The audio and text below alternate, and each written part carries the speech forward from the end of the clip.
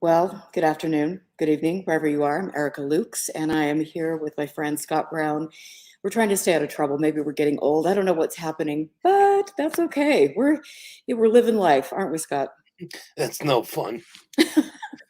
I know. I was just saying before the show started, it's like, oh, I just wish that we could all hang out, you, me, and Mario, and commiserate, have a beer, talk about UFOs, really strange people in the UFO world, all of that stuff. But I am so grateful to have you as my co-host and friend, and I really have appreciated all of the work that you've done in the field over the years, which is how I first got to know you. And it is, in my opinion, probably the best moderated Facebook page. And I really appreciate the fact that you care about getting good information out. And so I'm very happy that you're in my life, Mario. I love you guys. So, well, thank you. Same back at you. Thanks.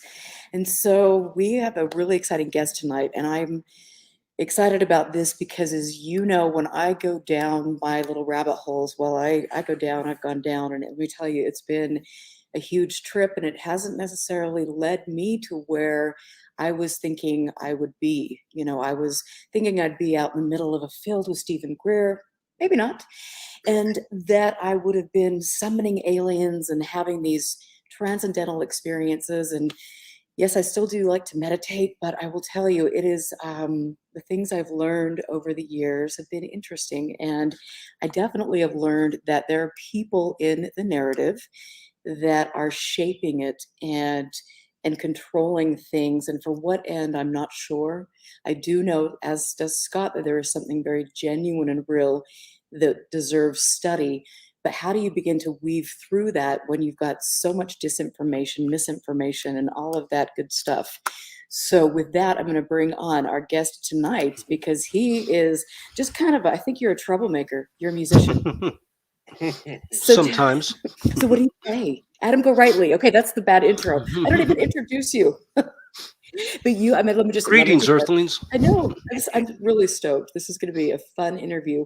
You wrote a book recently that has just caught my eye, Saucers, Spooks, and Kooks. And you are crackpot. Yeah, baby. That is so kick-ass. I've had so many people tell me that they absolutely love that book. Yes. So I think that is awesome. But you've written, how many books have you written now? That's a good question. I couldn't tell you exactly unless I went to Amazon and counted them. I usually am not, on podcasts where there's no videos, so I'll show you. Brought out some props, of course. Well, let's do this chronologically more. The first book I wrote way back when was, get this right, The Shadow Over Santa Susana, Black Magic, Mind Control, and the Manson Family Mythos. Wow. That was like 20 years ago, and these aren't all the books. This is one. I got it there. If I hold it there. Yes, I was looking at that on Amazon today.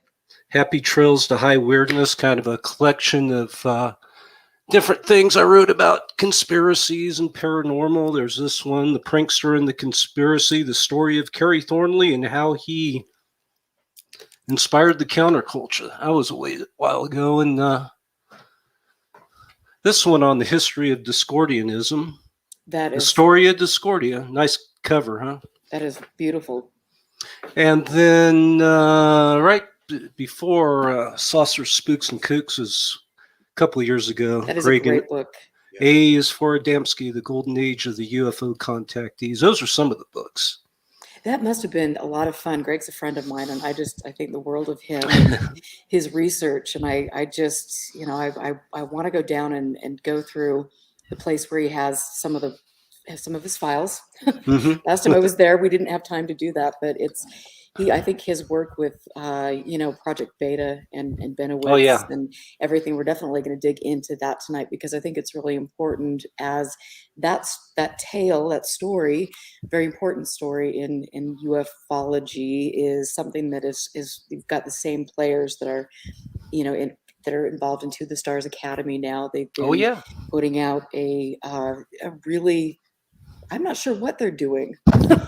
It's like, I mean, as you and I've heard you on so many interviews, but it's like, you you look at, back in the late 60s, Valet, and then you've got Put Off, early 70s, and some of the people at Stanford Research Institute, and then you see the same people over time who were all involved, well, in the intelligence community. You've got that, and then here we go with Serpo and Benowitz and just all of these things, and To the Stars Academy, and it's like, and it seems like, and they, I don't know if they just laugh sometimes.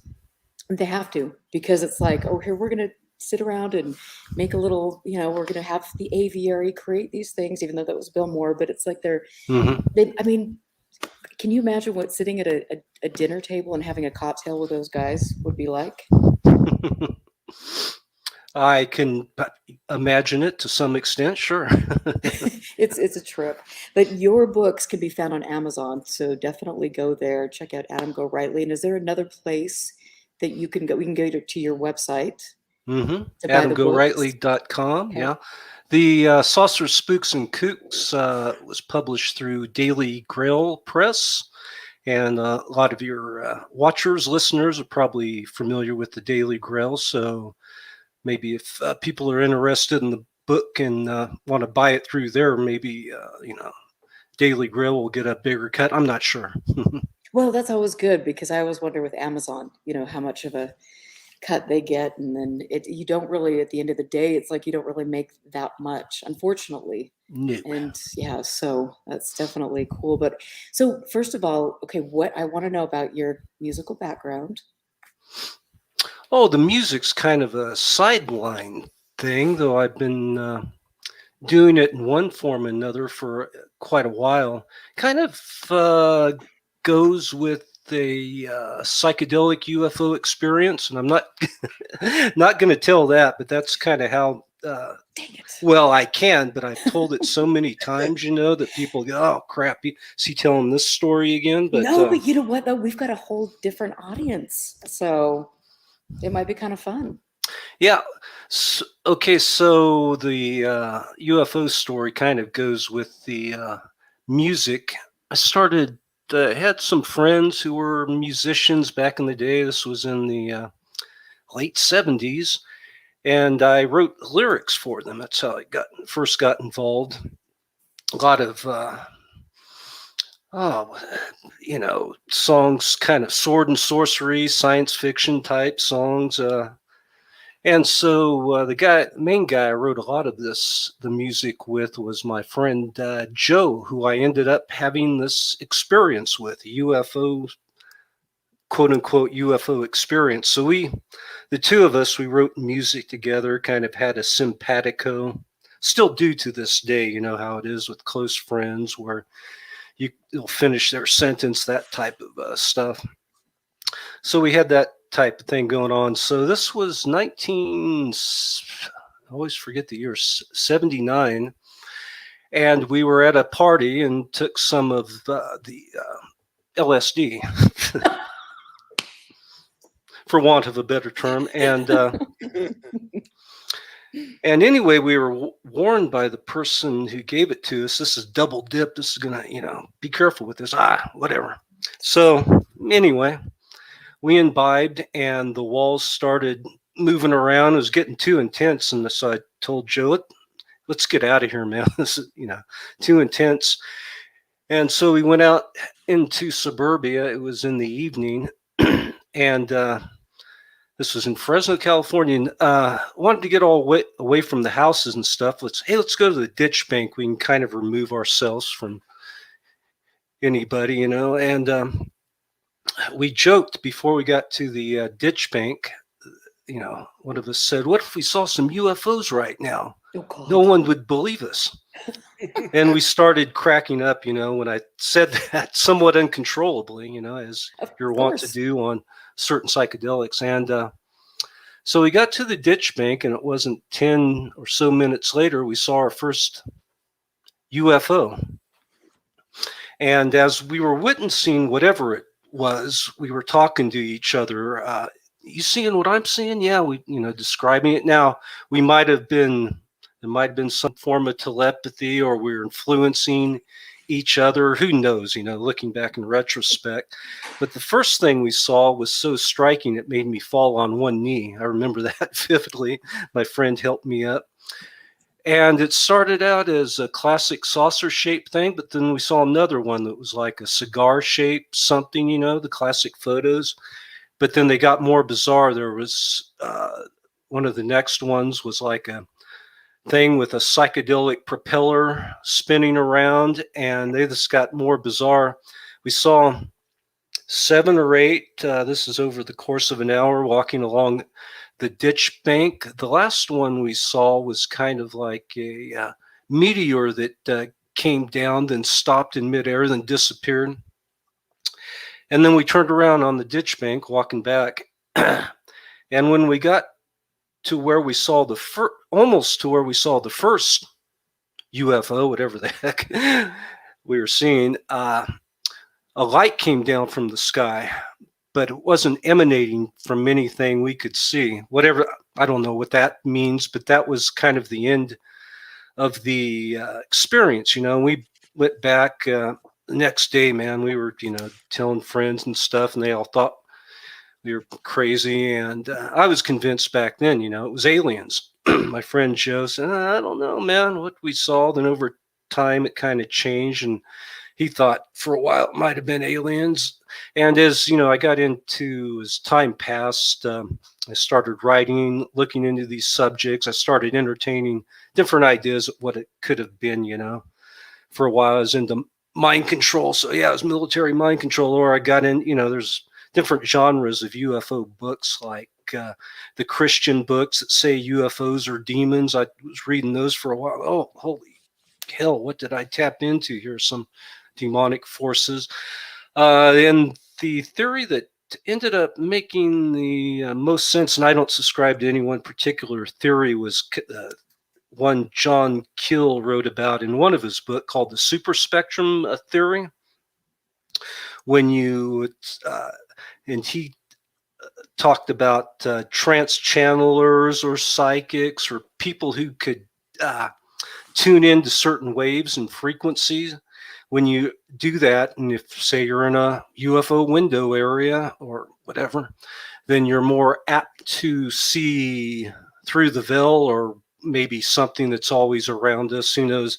Anyway, that's kind of the theory. And he also applied that to psychedelics, that psychedelics could put you in that state. And you hear more stories about people having these experiences under LSD, Bill Hicks on mushrooms. Oh boy.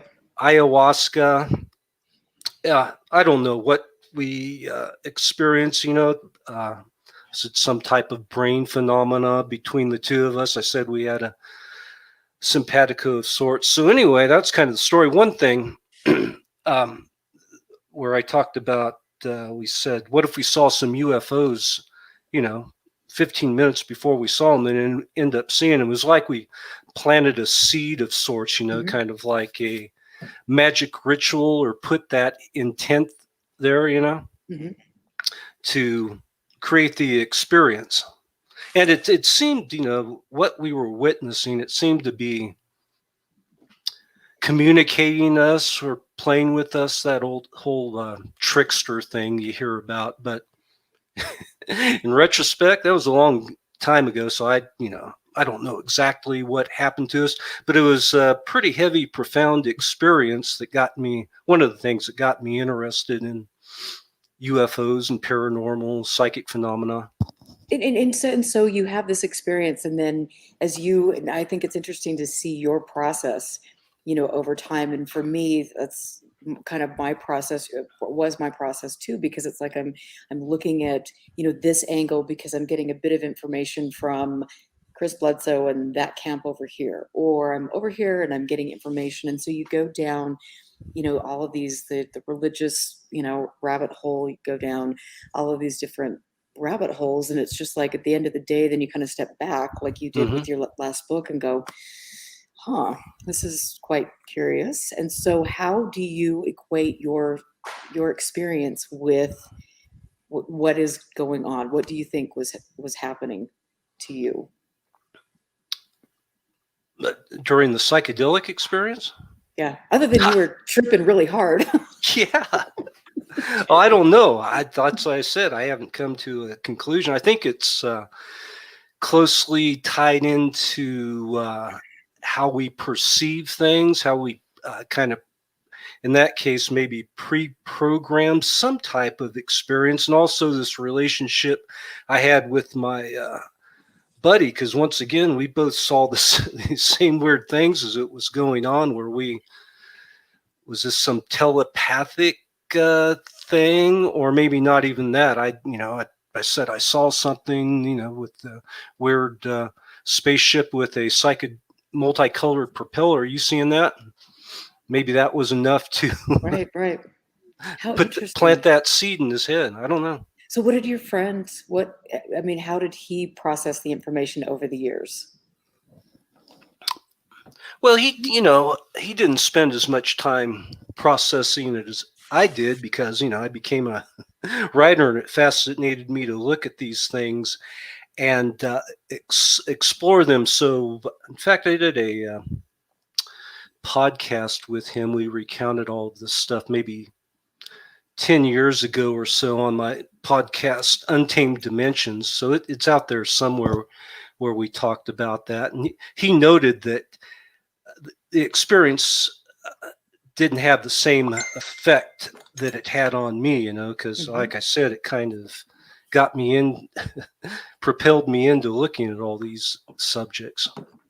How fascinating. And yeah, and I think, because we've got, a couple people that are saying is, so I don't know that because you're having this acid trip, is that something that is that a reliable source of information? But you're not saying it is. No, it's because not. You're saying this is what you're doing, and this is the experience you had. So yeah. So that that must have been fascinating. I mean, it was UFOs at the time, but Boy, a lot of people see stuff, and absolutely. And so then what was the next step for you after you had that experience? This kind of ties in.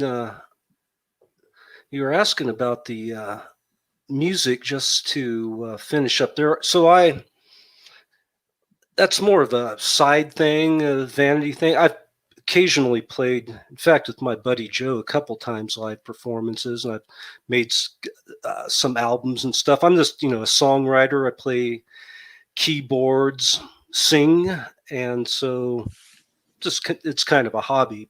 And some of the songs are pretty UFO oriented. I'll share one with you later if you haven't heard any of this stuff. But so anyway, that's kind of tying up the music end of it. So what was the next question? Well, I just wanted to kind of finish off the music thing, because I am a musician. I was a professional musician for 25 years and things. In fact, I'm sitting 10 feet away from a Hammond organ from the 50s. So rad. And my, little percussion instruments and all sorts I got of stuff. my keyboards over here. Sweet. I know, it was so much fun. I love it. And I think sometimes when you're a creative spirit, interesting things happen. Well, I go in and out of phases when I, play or don't play, get into it for a while. And sometimes, a considerable amount of time will pass when I don't, but it's always there. Yeah, I know. I love it too. I stopped gigging, a few years ago, just because it gets tiring to be out and that's, for a long time, that was my primary source of income and things. And it was just oh great. my God, okay, I can't, I'm getting older. I can't be out till 4 a.m. And it, it's like the passion that you have for something, you kind of lose. And so I stepped back and then started doing my art and things, but I need to get back to singing, I guess, in my free time when I'm not nerding out on UFO stuff, but which is okay. That's never going to happen. Who am I kidding? So then, okay, so you went down the kind of looking at the counterculture, the conspiracy theory thing. And so tell us a little bit about your first book and all of the research that went into that. Yeah, so it kind of ties into, I had the UFO experience, and I remember sometime, yeah, it must have been in the early 80s. I was going to a junior college, and I saw a sign on a post that said, "Did the CIA kill JFK?" I went, wow, I'd never been exposed to that before. So what's going on with that? I never heard that one. Started looking into the Kennedy assassination. Really talk about going down the rabbit hole. Probably too far, that happens. And so, yeah, I was interested in conspiracies and whatnot, and got interested in the Manson family because, which led to this book. Because there was all these conspiracies theories surrounding them, that they were like a military mind control experiment. John Judge promoted that, and some other people, Mae Brussel, these hardcore conspiracy theorists. So a lot of times my reason I take a dive into some of these subjects just to find out, is there really something there, is it BS or what? And so that started me looking into the Manson family and all these conspiracy theories. So at one point I'd been writing for zines, throughout the late 80s and 90s. And so I started pulling together this Manson material, all these different, there's all kinds of theories that it was a mafia hit, that it was a drug burn of some sort. The Manson and his minions were hired to carry out that, and it had been covered up by Hollywood because there's Hollywood people involved, all those little threads. And so I pulled those together and I said, oh, well, this might be a book. Let's go down that path. And as it progressed, I thought, well, I need to look at his childhood and all that. And by the time I was done, it was whatever, 600 pages Wow.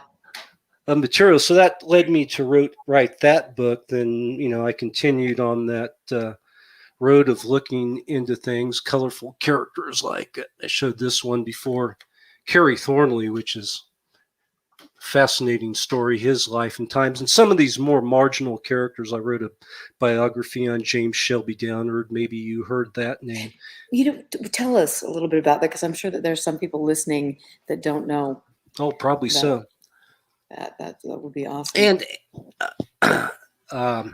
as far as James Shelby Downard, I could have brought that book, but I didn't. And this is more of a short biography, once again, because I wanted to find out if these stories about this guy are true. Downard really came into popular consciousness with a book by Feral House. Actually, it was originally a Muck Books. You familiar with Adam Parfrey? Heard that name? Yep, I have. Yep.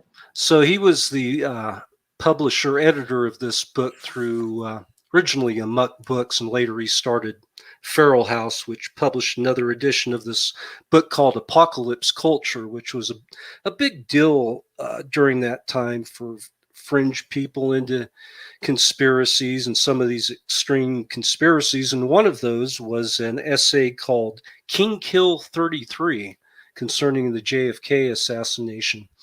And the whole thesis of this thing was that the Kennedy assassination was a Masonic rite conducted on the 33rd degree. And it gets pretty deep from there.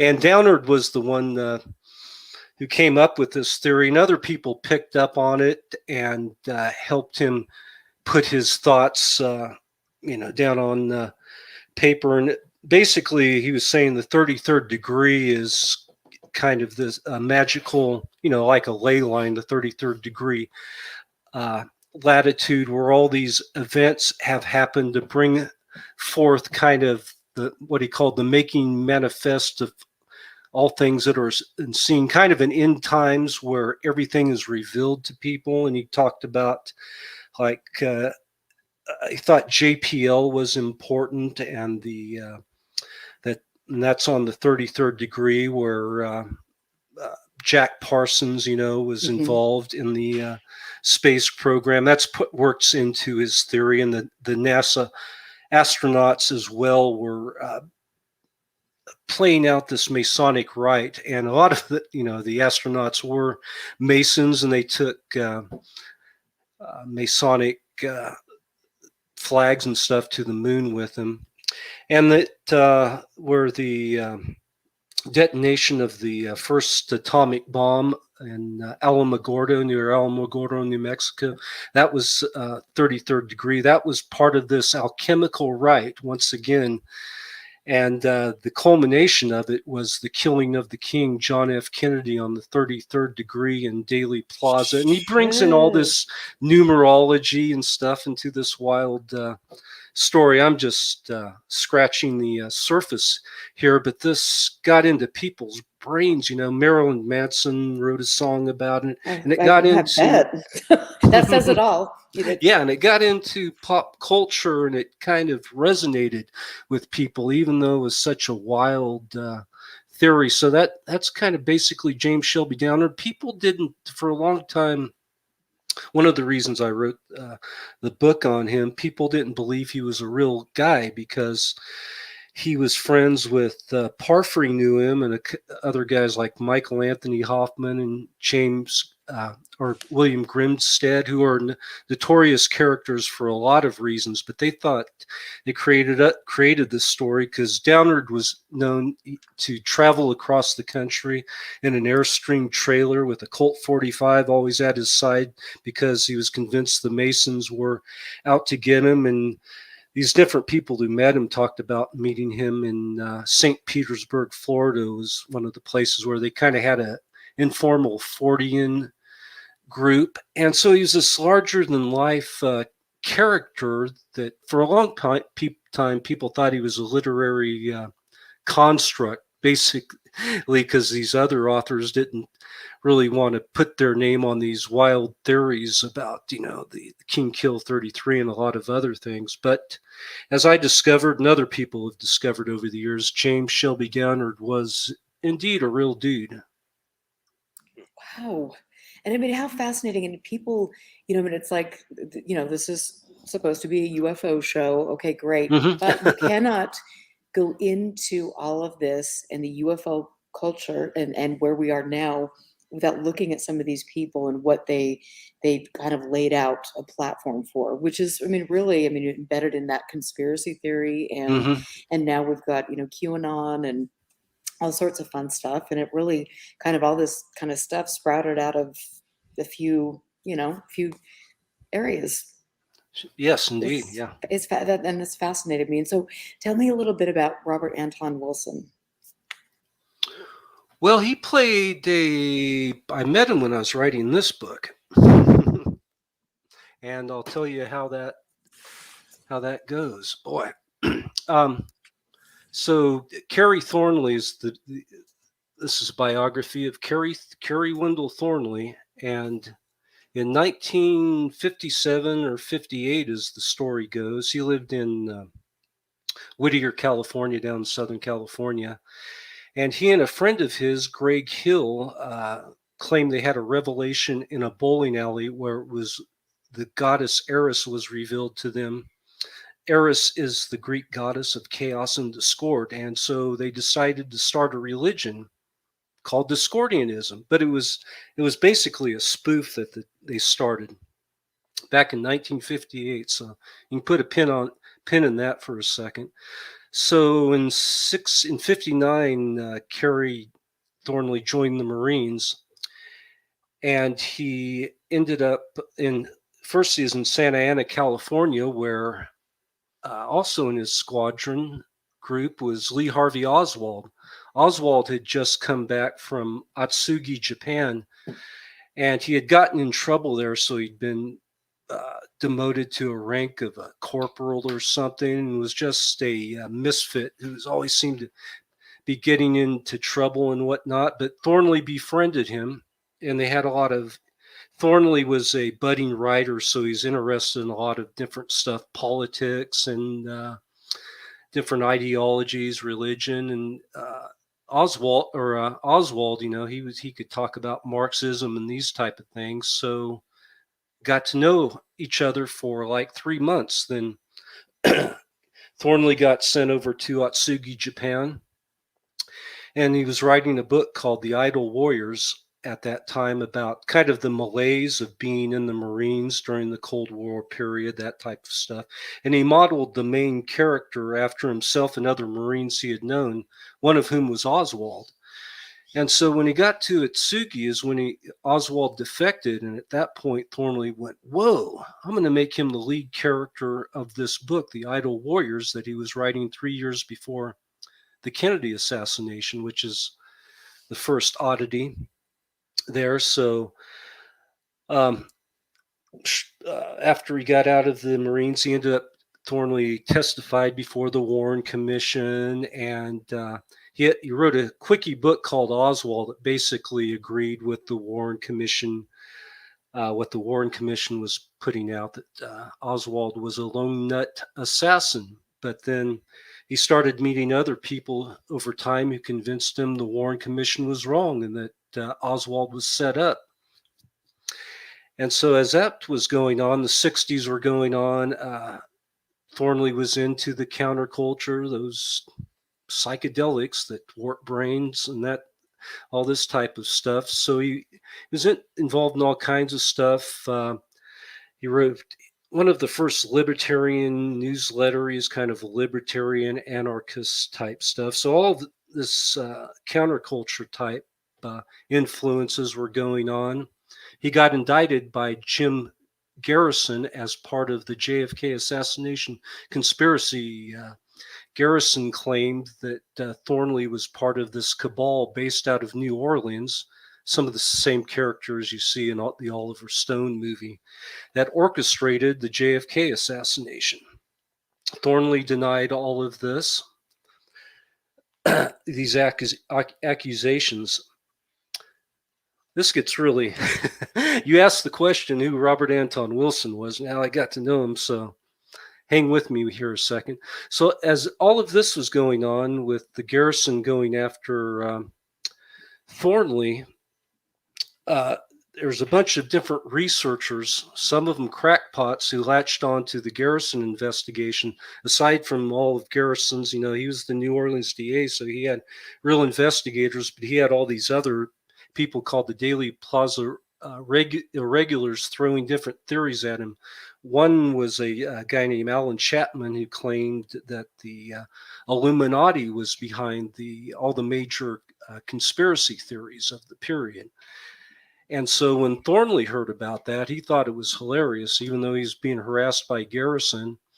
And at that time, remember the Discordian Society I talked about? Mm-hmm. It became, more people got involved with this type of spoof religions. It was some artists and different thinkers and counterculture people. It was, a dozen people that corresponded by mail, did prank letters, kind of art projects, surrealism of the 1960s. And one of these was Robert Anton Wilson. And they decided in around this time to launch something they called Operation Mindfuck.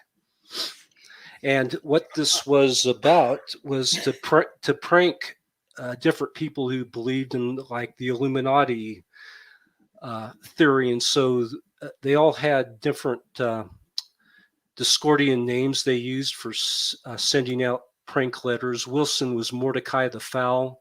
Kerry Thornley was Omar Khayyam Ravenhurst, and they sent these different prank letters with a Bavarian Illuminati letterhead, which you can find out all about in this book. Will you show that cover one more time? Mm-hmm. Do you mind? Because that is really cool. Not only, I like that. Yeah, it's very nice. Not only to Garrison to blow his mind, but to people in the John Birch Society and fringe religious people. And basically it was kind of to zap people out of whatever reality tunnel they were sucked into. That was kind of the idea behind all of this.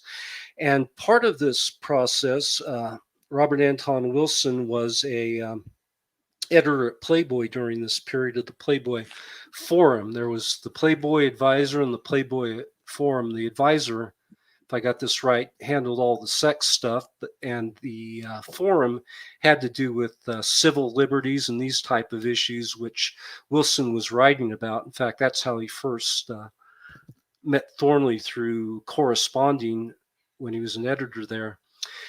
And so anyway, they decided as part of Operation Mindfuck, they were going to plant a letter in the Playboy Forum talking about all these different Illuminati conspiracies and assassinations and whatnot. And this letter seemed to have planted a seed at that time to push these Illuminati theories more into culture. You also had the John Birch Society, spreading Illuminati stuff at that time as well.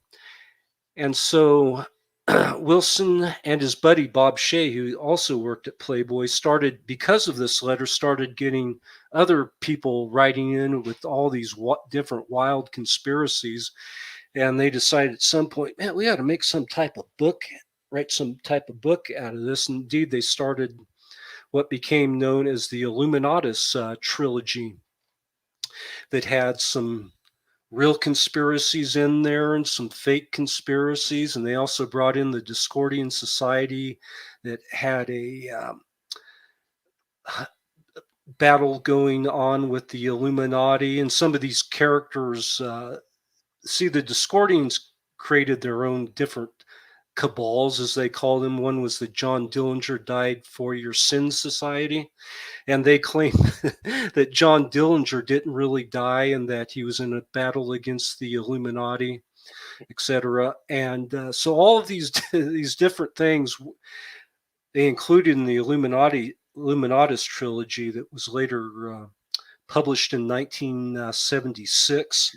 It took them, they finished it in 69, but it took 5 years to get the thing published. But this as well kind of pushed a lot of these Illuminati theories out there. And they were it was satire and parody, but you know how that goes. Sometimes those things get co-opted, and now we are, who knows what Wilson and these other guys would, they're all passed on, think about what they might have created. They might have inspired. So anyway, I ended up interviewing Robert Anton Wilson for the book. That's how I got to know him, and he included, he actually wrote the foreword to that book, The Prankster and the Conspiracy. But yeah, he was a very fascinating fellow.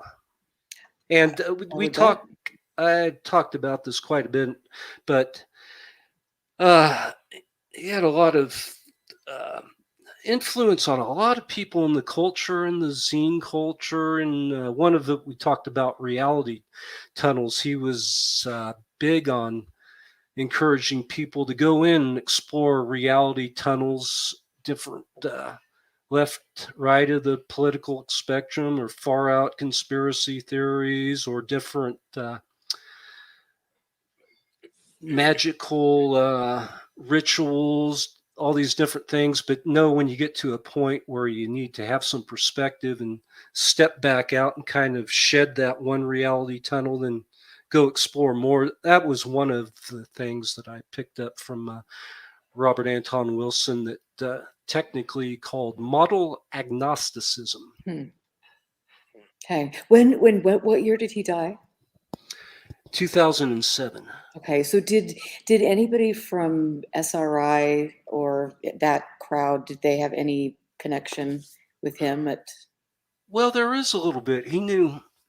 I would encourage you to read, I think you'd both enjoy his biography, Cosmic Trigger.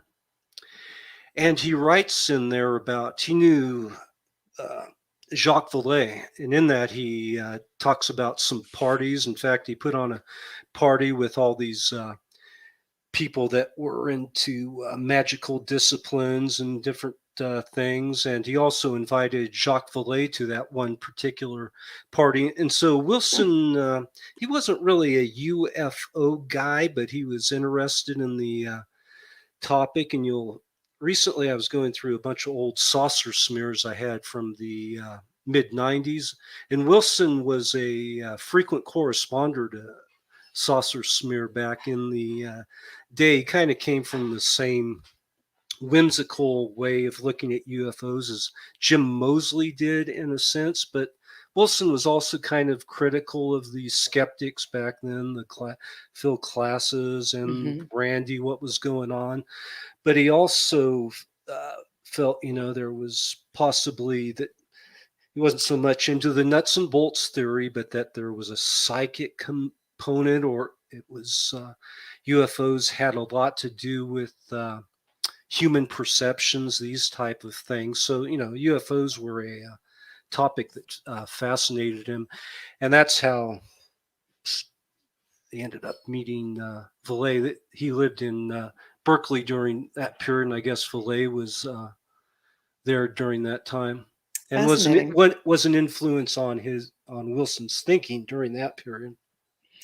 Yes, I love the little connections because, like I said, they always kind of go down to just a few people that have Hmm. shaped a narrative. And I mean, you look at what's taking place in the world now, and you look at how some of these conspiracy ideas have. I mean, they're shaping political history, Oh, and yes. and that's why to me it's so important to talk with somebody like you, because this is a lot bigger issue than just looking at one UFO case, because Yeah. we have to weed through all of this conspiracy and see that there are patterns and people involved and political factions and religious. It's a big thing to get through. I agree. Yeah. And a Wow. lot of these tropes in conspiracy world or ufology have been weaponized.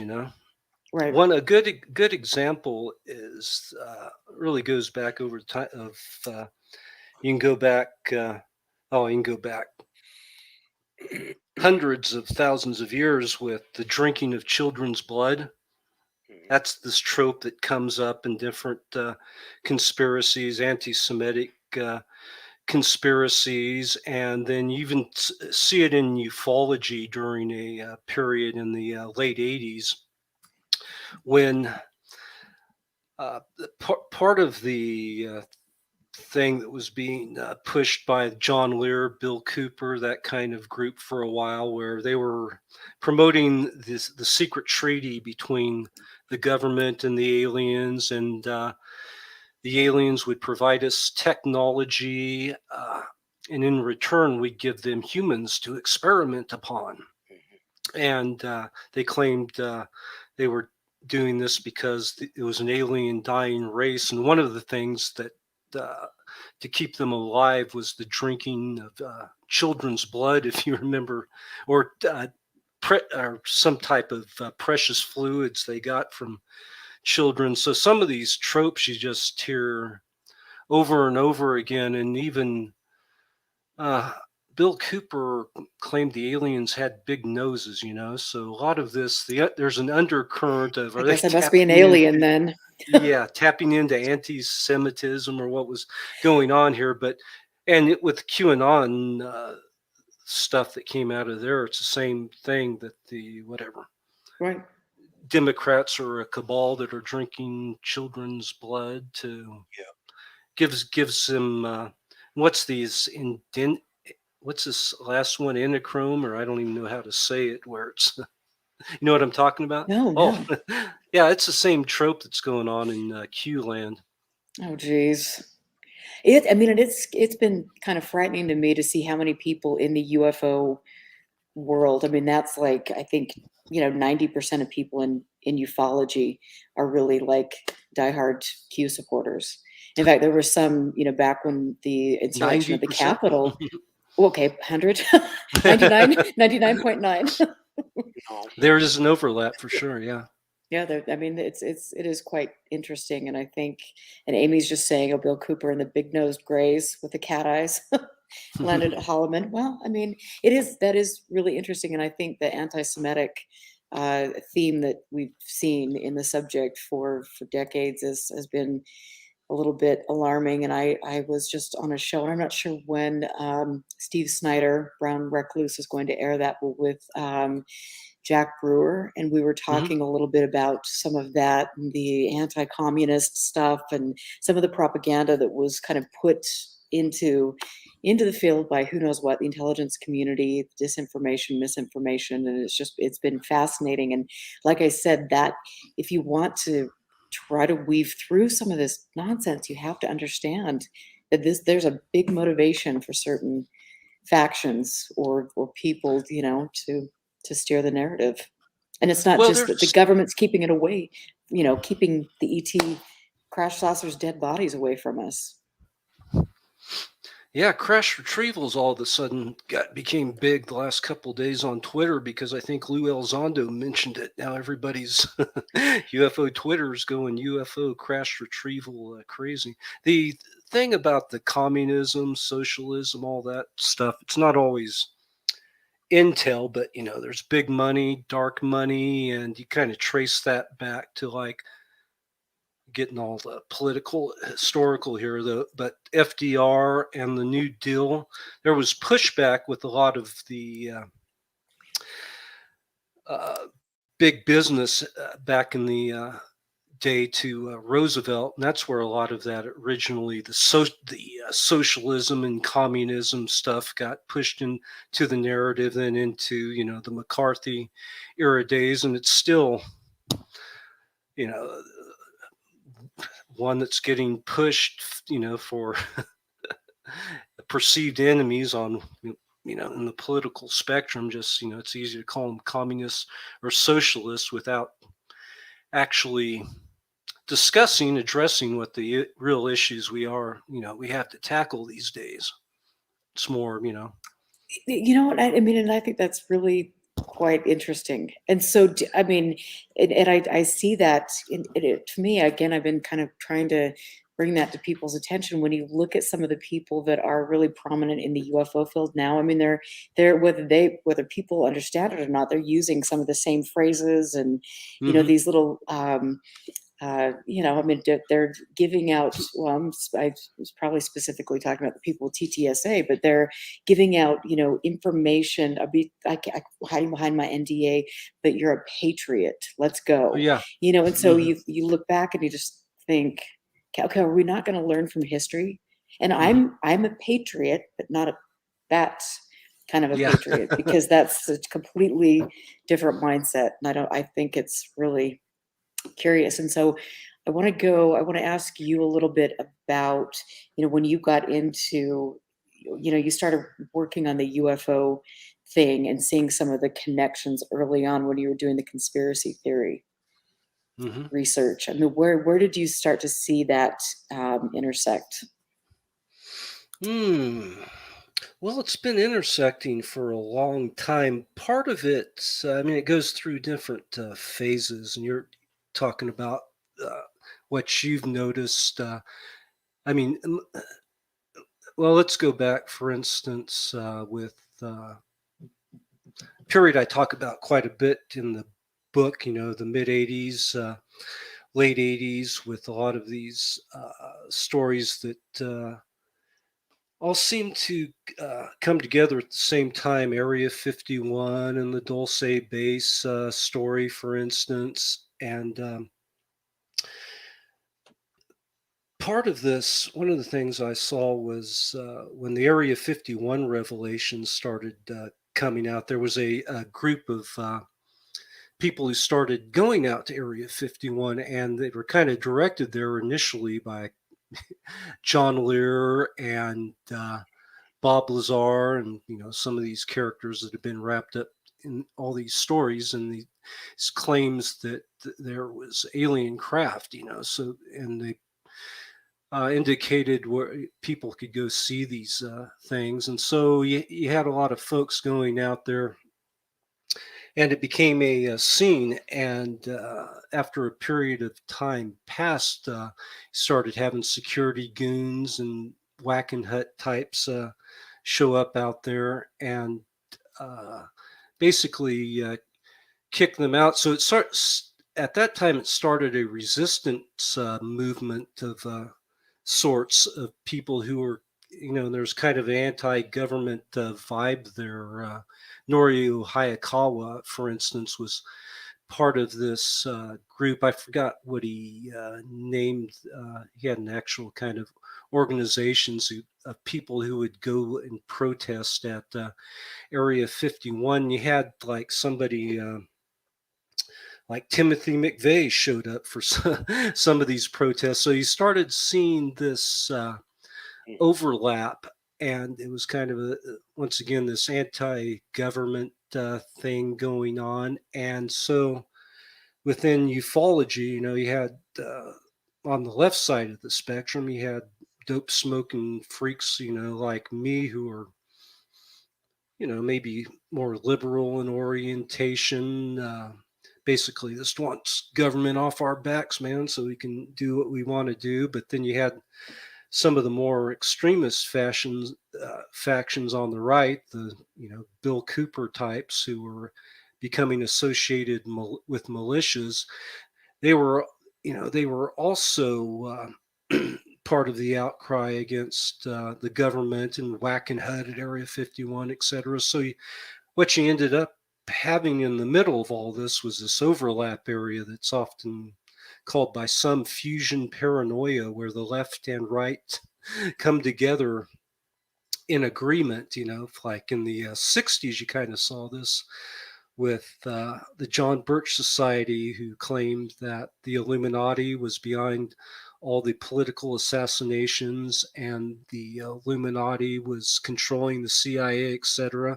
On the left side of that, you had the anti-war protesters, and when they heard stories that the CIA had been involved in the JFK assassination, they were kind of hip to that as well. And so once again, you could have the left and right come together in that middle area where they agree that the Kennedys and Martin Luther King, etc., were assassinated by a conspiracy some sort. Maybe the CIA were the John Birch Society and fringe religious types and whatever agreed that these political leaders had been assassinated but it was by the Illuminati controlled communists. So there's that overlap area of fusion paranoia that I'm talking about here, that you see in different movements. And ufology can be considered one of those at times. Yes, it can. And so I want to ask you a little bit before we really dig into about Benowitz and the new research that you've done. I mean, and just get into the UFO thing. But I mean, when you were looking into the mind control technology, where did you end up on that one? You better take a drink before that. Well, I didn't. And here's another one. I had see, you get into some of this stuff, and sometimes you can get a bit paranoid. And as Kerry Thornley said, or maybe it was Charles Manson, paranoia can be a higher form of awareness. But I started looking into the mind control stuff, and yeah, there was something called MK Ultra. As you got in time past, you had more disinformation come in for whatever reasons, talking about something called Project Monarch, which you've probably heard of. It even became more bizarre with all the sex slave stuff and all that. And eventually in the 90s and more recently, you've had the targeted individuals claim that there's like microwave experimentation going on. I mean, a lot of this is disinformation. You can't really prove it. But during the height of this, I was writing my Manson book and becoming a bit paranoid as I was diving into some of these subjects. And this, honest to God, happened to me. on 4 occasions where the first time happened, I was sitting in my living room at the table where we have dinner with my wife, and I turned to beet red. My head was like on fire. I was going, what the hell's going on here? And 5 minutes or so passed, and it receded, went away. I was going, wow, that was odd. A couple weeks later, I was in the same place eating dinner with my wife, and it started again. Same situation. So this was the height of my research. I was looking into mind control and all of this. And I go, I started to suspect that somebody's beaming microwaves at me. Now, I don't believe that now, but when you go down these rabbit holes, thought maybe there's a possibility. This happened twice more when at our favorite Mexican restaurant, it happened one night, and it was possible there was a window that somebody could have beamed something through, and it happened twice at the Mexican restaurant. We were Oh sitting on the dear. same. It sure wasn't So the food? Huh? Oh, well, it could have been anything. It was odd. It hasn't happened since. My wife saw it. She's going, "The hell's going on with you?" No, it wasn't. I'm just Never kidding. had that effect Wow. with food, and I don't know what it was. I don't think it was somebody beaming a microwave with me, but you can see how easy it would have been for me to really go down that rabbit hole and stay there. And we're still with this Havana syndrome. People Right. are working their way through this, thing to find out what's real, what's false, what's rumor, what's hysteria, and mass hysteria is part of this sometimes. We see a lot of mass hysteria today over pretty simple things we could do to help ourselves that people are all paranoid about because they don't trust the government. Right. And I'm not saying you got to trust everything that the government's telling you, but Some things you might want to do that, it before. totally rejects any science out of hand. Right. I know. It's It's a slippery slope. it is absolutely. And so with some of the mind, control technology, I mean, some of the microwave weapons, I mean, it is interesting to me that the OSAP contract specifically talked about RF and do weapons technology. And so, and really nothing about UFOs, but that's okay. That's another story we can. Well, some of that gets into, you talk about these recurring cast of characters with, I know you've done some shows on Skinwalker and Bigelow Mm. Nids and all, they were back in the John Alexander definitely has a background with non-lethal, this is the type of technology we're talking about. And it came up, a few times in my books, one of those recurring themes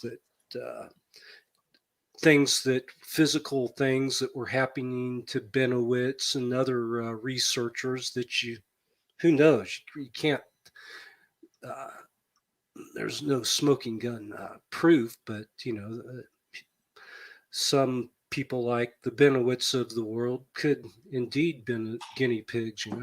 Well, I mean, we look at what we did to when we were testing, I mean, nukes and things. I mean, we're putting, I mean, how many Oh yeah. soldiers out there in the middle of, nowhere, Nevada to, oh, here, just watch this and, stand there and let us know what you think about it, and then do this great little PR reel.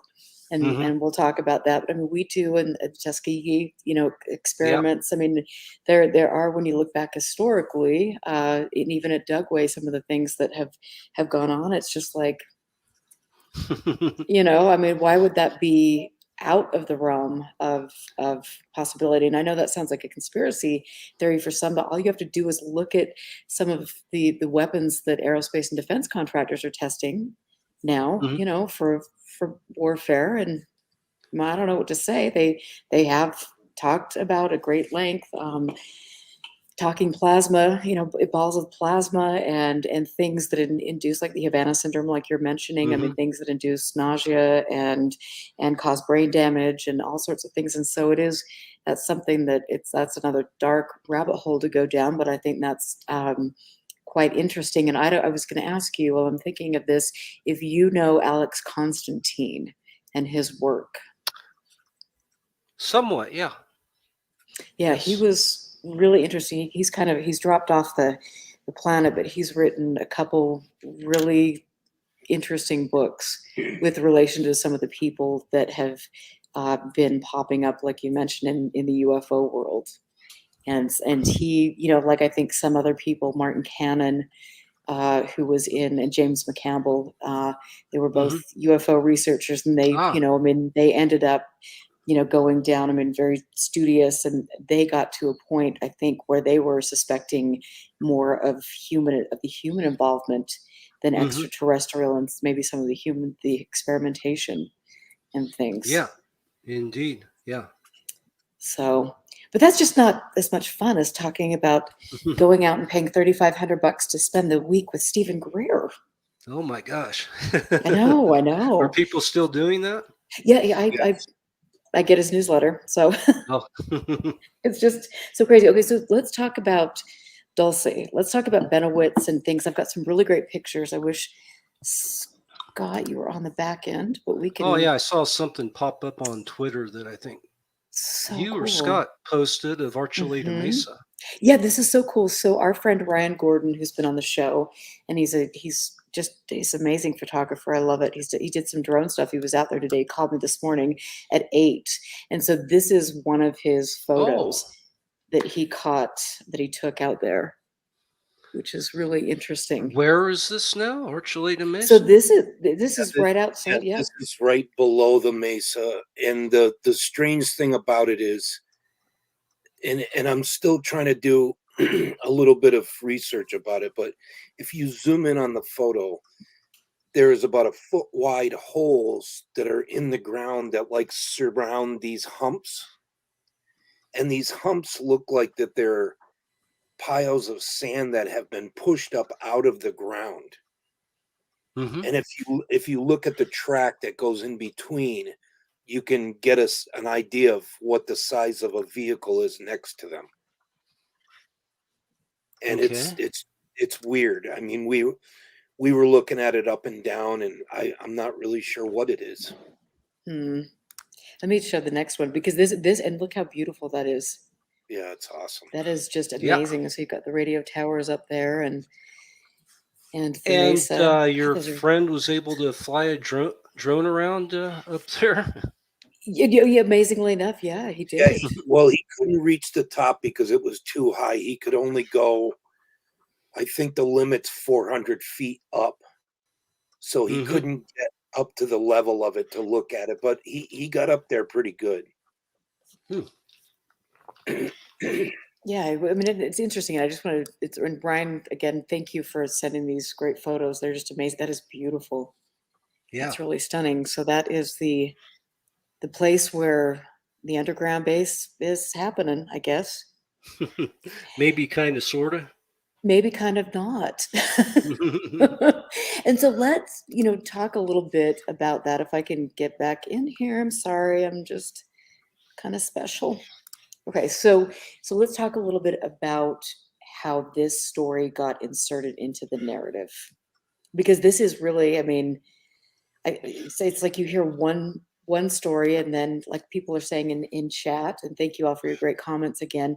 It's like you look at something that Whitley Strieber wrote, and then you go back to another place and see that he could have taken this from another source and things. So it's just this reinserting of the myth, or, I mean, doing what they're doing with Serpo or MJ12 and all these things now. So anyway, just give us your thoughts.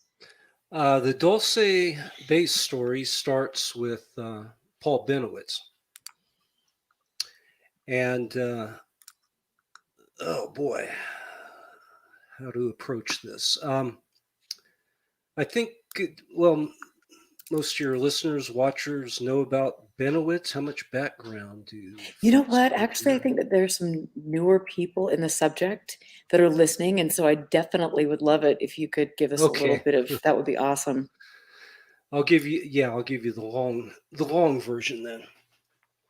So Benowitz was a physicist. He had a company called Thunder Dynamics, and he had this business, and he was a government contractors and made like sensing equipment and stuff for aviation, avionics, these type of that type of equipment. And he was situated right outside of Kirtland Air Force Base, where you have a lot of stuff going on with Sandia Labs and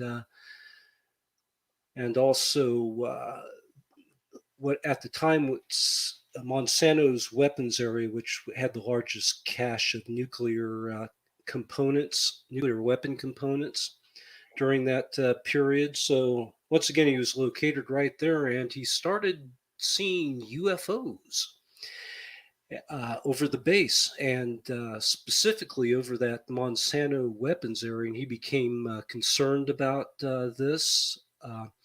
At the time, he was also a member of APRO, the UFO organization, also interested in cattle mutilation. So he had that going on too. But so he started taking film and photos of these UFOs, and he set up this bank of different listening, sensing equipment, things that would pick up electromagnetic signals, these type of things. And he started picking up all these signals and stuff too that he became convinced over time were coming from UFOs.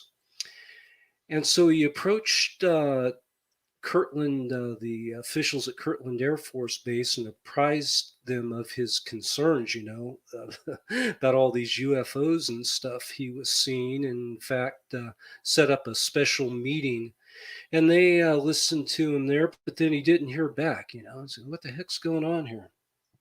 Started sending letters to different politicians, the U.S.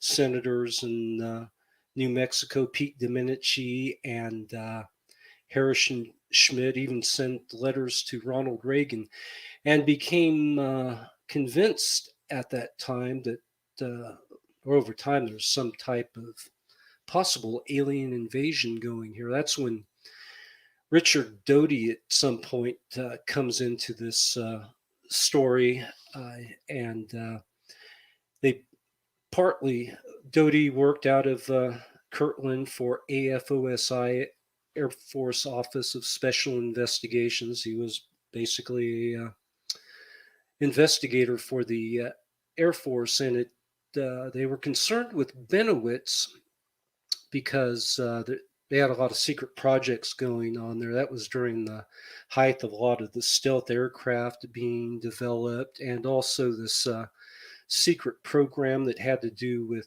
laser communications. And Benowitz was kind of messing with these stuff because he was getting all these photos of these secret projects, apparently, and capturing all these signals. So they became concerned, one, that he would figure out how to decode what was actually what these messages were saying, and that he would also share this information with possible foreign adversaries and whatnot. There during that time period with MUFON, a lot of these groups, you also had a lot of Russian spies, Chinese spies infiltrating a lot of these groups. So that was part of it, to see that Doty got involved, according to different accounts, as this counterintelligence campaign to see who Benowitz was talking to, and also, feed him some real information and bunk information to disinform, but also with the real information to see what people were telling him about that, to see if they were getting closer to figure out what some of these secret projects were at Kirtland. So, And let me ask you. Oh, sorry. Go ahead. No. Well, I was just going to ask you, because it's funny. People don't seem to. They think it is a conspiracy to think that there would be people from a foreign government that would have an interest in infiltrating a UFO organization or befriending somebody who is, in the UFO world. And I mean, I don't understand. It's not the UFOs. Right, exactly. Yeah. And during that period, and I don't know today, I don't keep up with these organizations, but during the 70s, 60s, 70s, 80s. A lot of the main players in MUFON, this were these guys who also worked as contractors for, the government, aerospace industry. And I mean, there's a lot. Schussler was one Hmm. of the guys, but there's a whole numbers, the Ron Ragers of the world. I'm forgetting all their names, but all of these guys, some of them worked on stealth technology, but they just knew a piece of the puzzle. But that was where the interest. You had all these guys who worked on some of these projects as government uh, contractors, also had an interest in UFOs, and these foreign nationals became aware of that. So that was their interest. It wasn't so much the UFOs, even though they could play along with that game. They wanted to find out what information they could get on different aircraft, weapon systems, these type of things. So that was one of the angles. And so, like, I mean, so if that, like, how would, I mean, can you think of a specific example of a Russian or Chinese uh, person that infiltrated the community that would be, that you would know about, that we would know about? Well, you can see kind of the fingerprints of what was going on with Bill Moore, for instance. I think that's when you hear interviews with Richard Doty, for instance.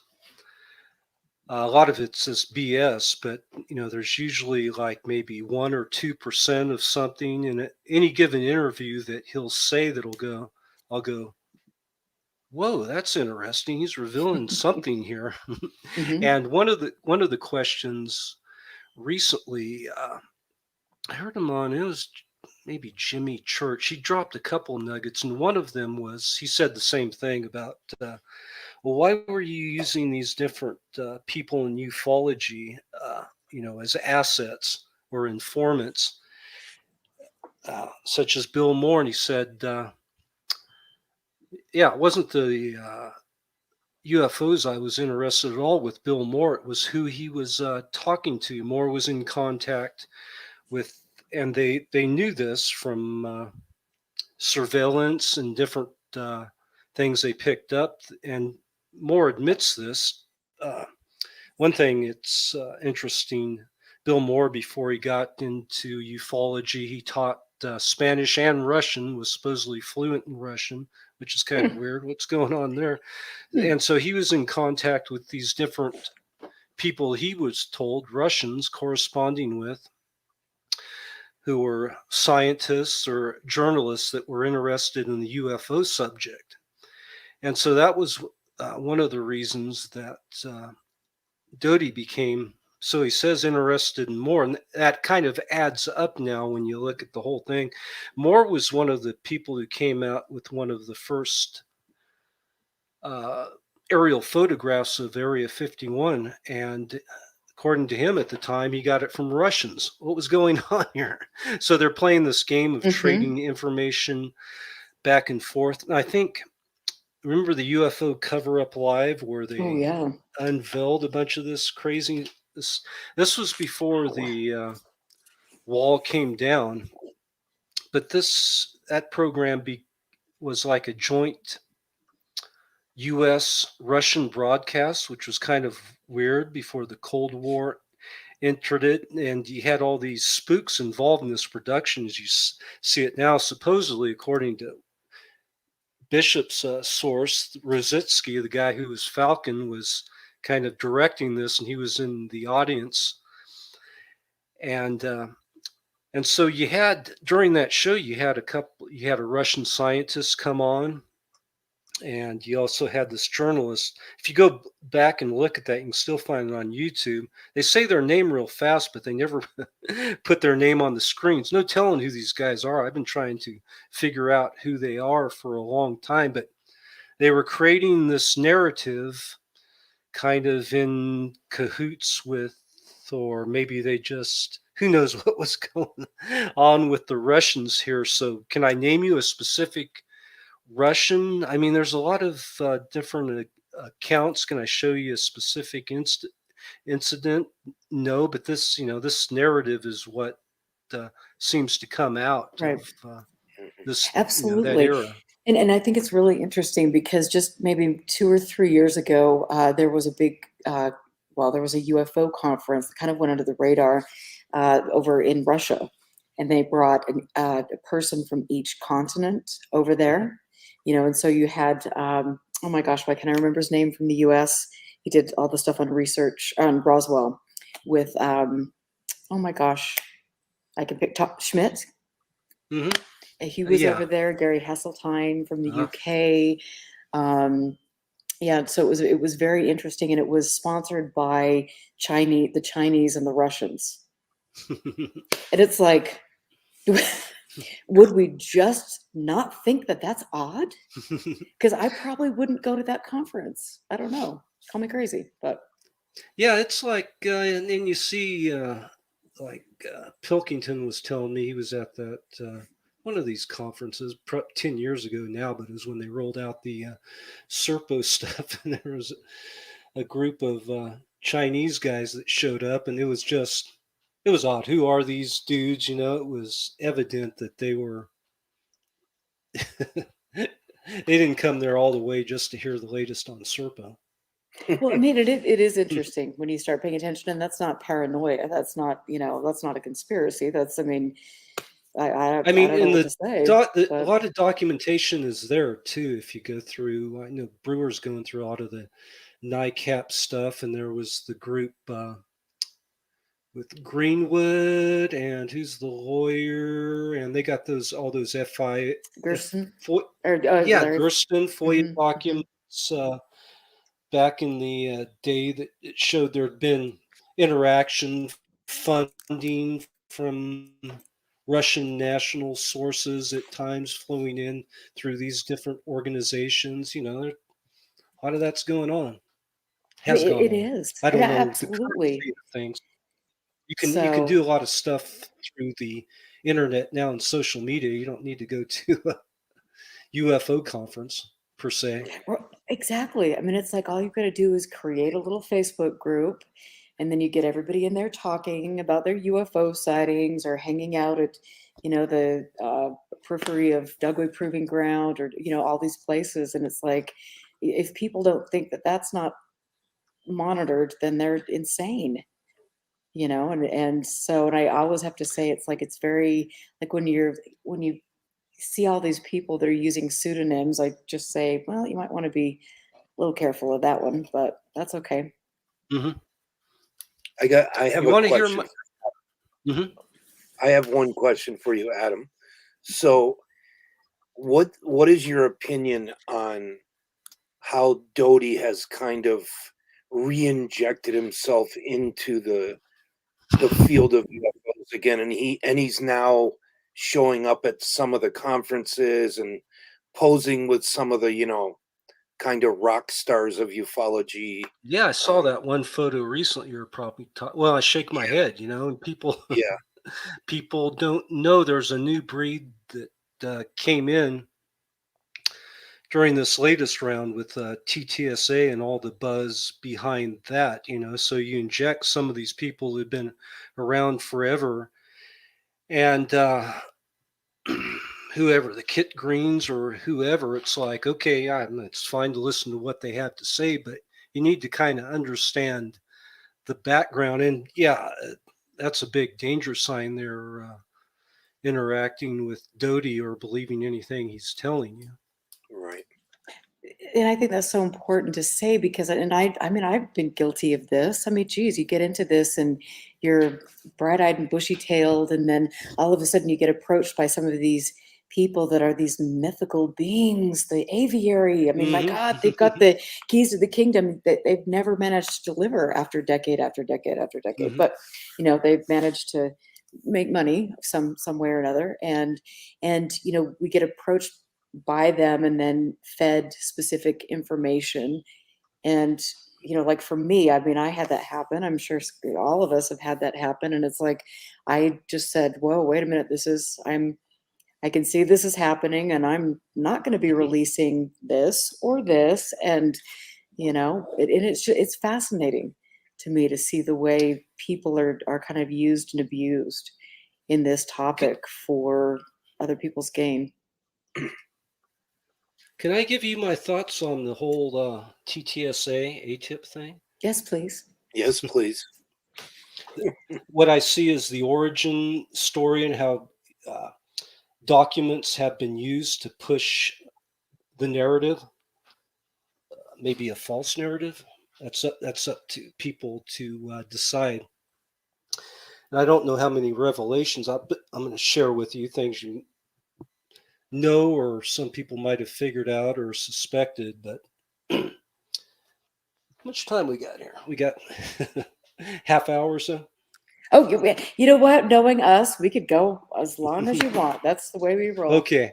Well, let me give you my whole take, because this has been kind of running around in my head recently, and I've tried to write this up before, and it's always frustrating. I just end up saying this is so damn convoluted that it's hard to put it down on paper and not be overly snarky in this type of things. So maybe this is the best form to present this, but the origin story of TTSA, how this got going on, you got to point first to Robert Bigelow, and it was a month, 2 months timeline chronology won't be exact, but he came out on 60 Minutes. Do you recall that? Prior Of course, to they're TTSA, right under our noses. Yes, they're prior to TTSA and the New York Times story, and basically said, yeah, ETs are a real thing. He believes they're a real thing. I don't think he presented any evidence. Funny that he never does he? Yeah.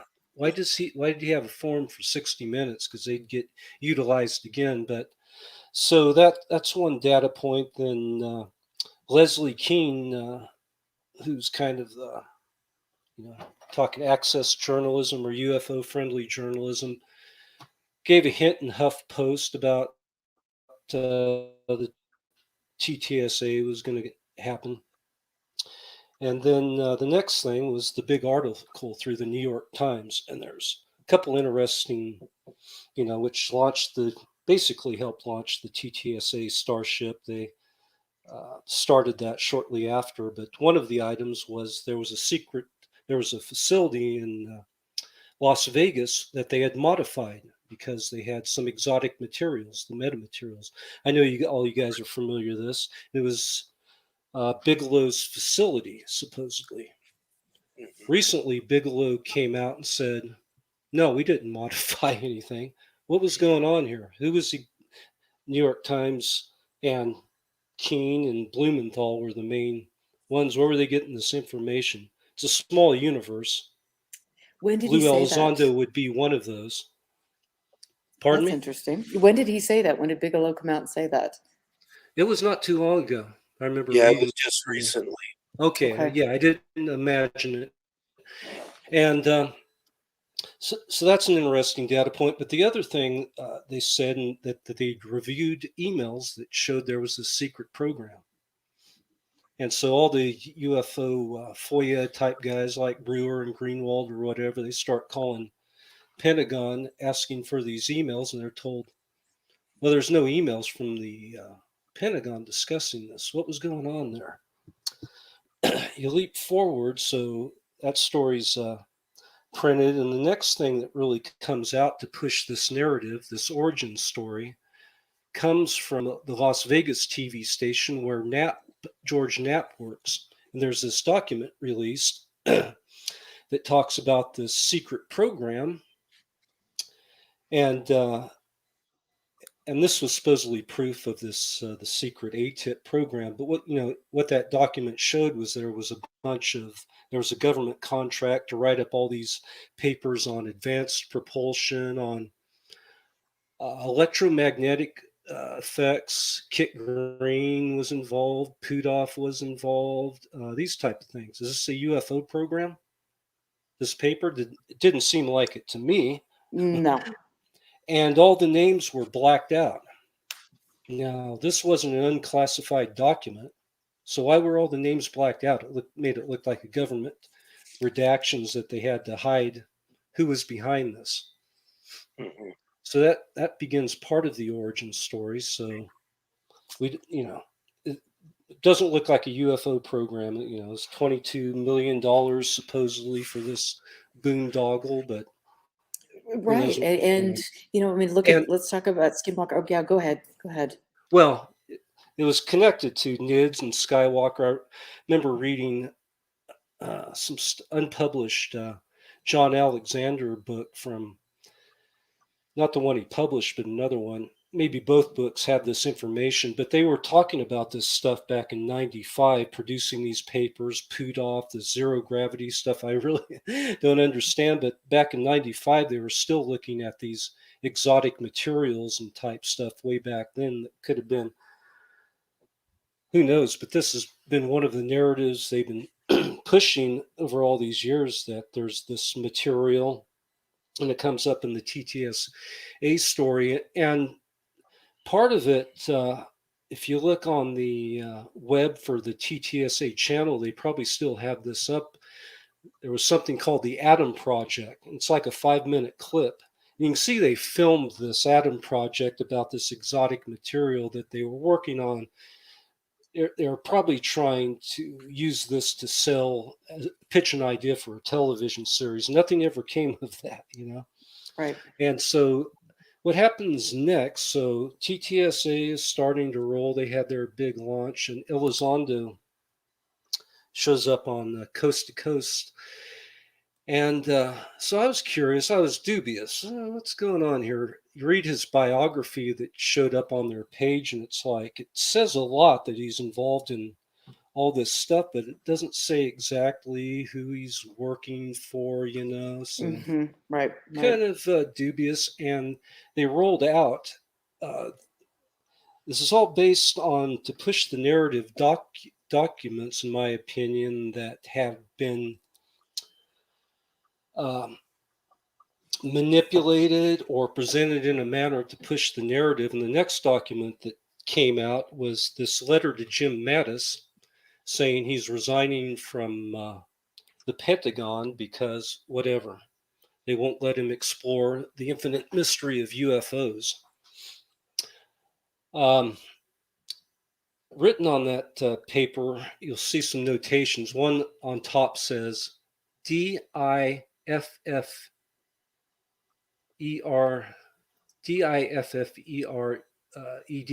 basically deferred retirement. What the hell does that mean? That's one of the notations. Another says copy to file. So kind of put a pin in that, but we have no idea. It doesn't say Mattis on this document, whether it was actually sent. Was it just copied to file? But remember the deferred retirement. What might that mean? Put a pin in that. We'll come back to that in a second. So the next up, so the television series, The Unidentified, is happening. TTSA is rolling along.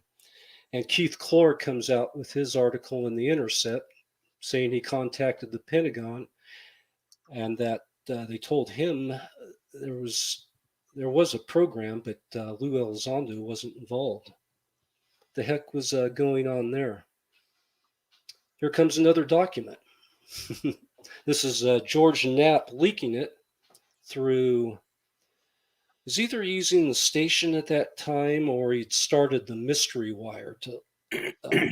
And so he basically leaked the same document that they claimed was the secret UFO program, but they unredacted showed a couple names now. One of those names was Special Agent. Remember, Special Agent Lou Elizondo. That has meaning. And Puthoff is there, and so is Harry Reid is shown.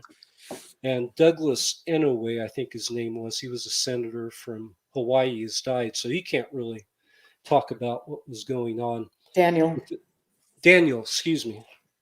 Daniel Inouye.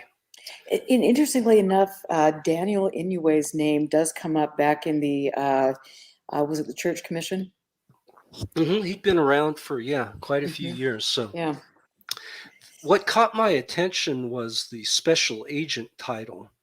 And what that is in the government, all across the government, if you're in the FBI, you're a special agent, you're a plainclothes detective. AFOSI special agent, like Doty, plainclothes detective. I know guys who work for the U.S. Forest Service who are special agents. They're a plainclothes detective. So that title, special agent, goes across the government as a Hmm. plainclothes detective. As soon as that document got released, I noticed, and other people picked this up, Elizondo in the promotional stuff for the Unidentified series had changed his title from director to special agent. What do you think was going on there? They were covering some tracks. Since then, he's gone on to say recently he was a director and all that. So, what might have been his role as a special agent? Usually Hmm. they'll do background checks. So he could have been doing that for this secret project. But I was telling you about the deferred retirement. Hmm. What that notation, I think, meant was deferred retirement.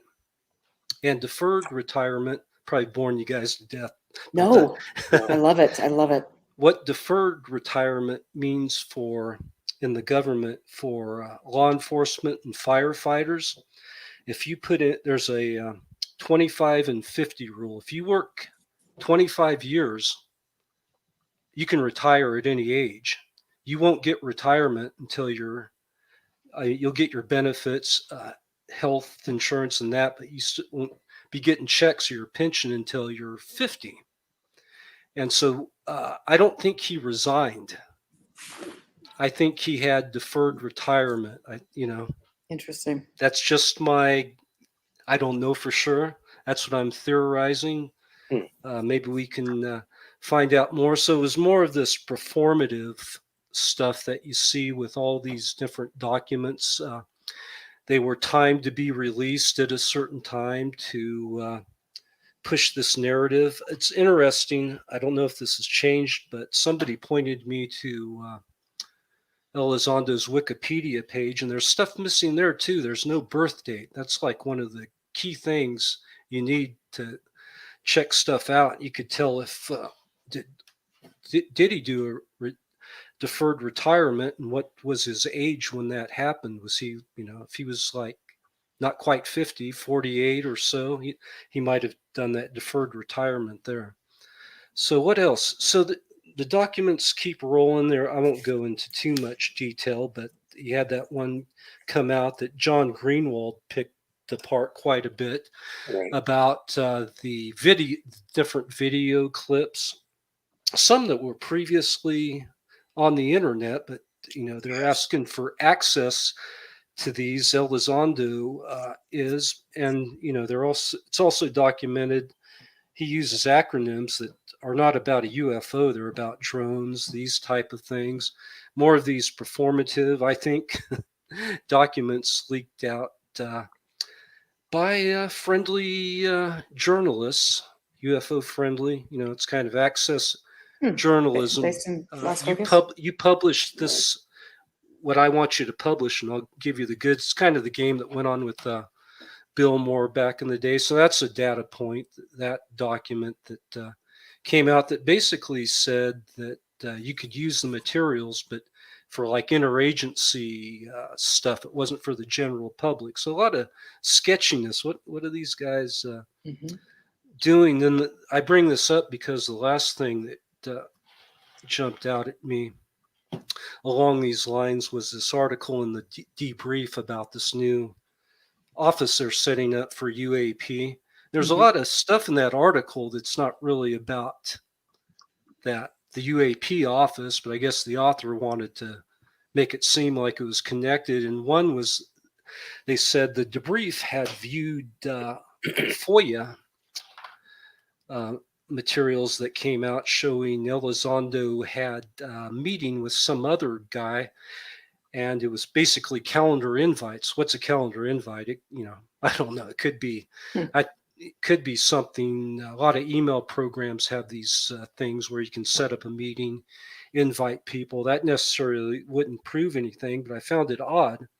There's an FOI request these guys are viewing, or an FOI release, but from all the researchers I've talked to, there's none of this stuff concerning Elizondo and ATIP has been released yet. So what is this FOI release they're talking about?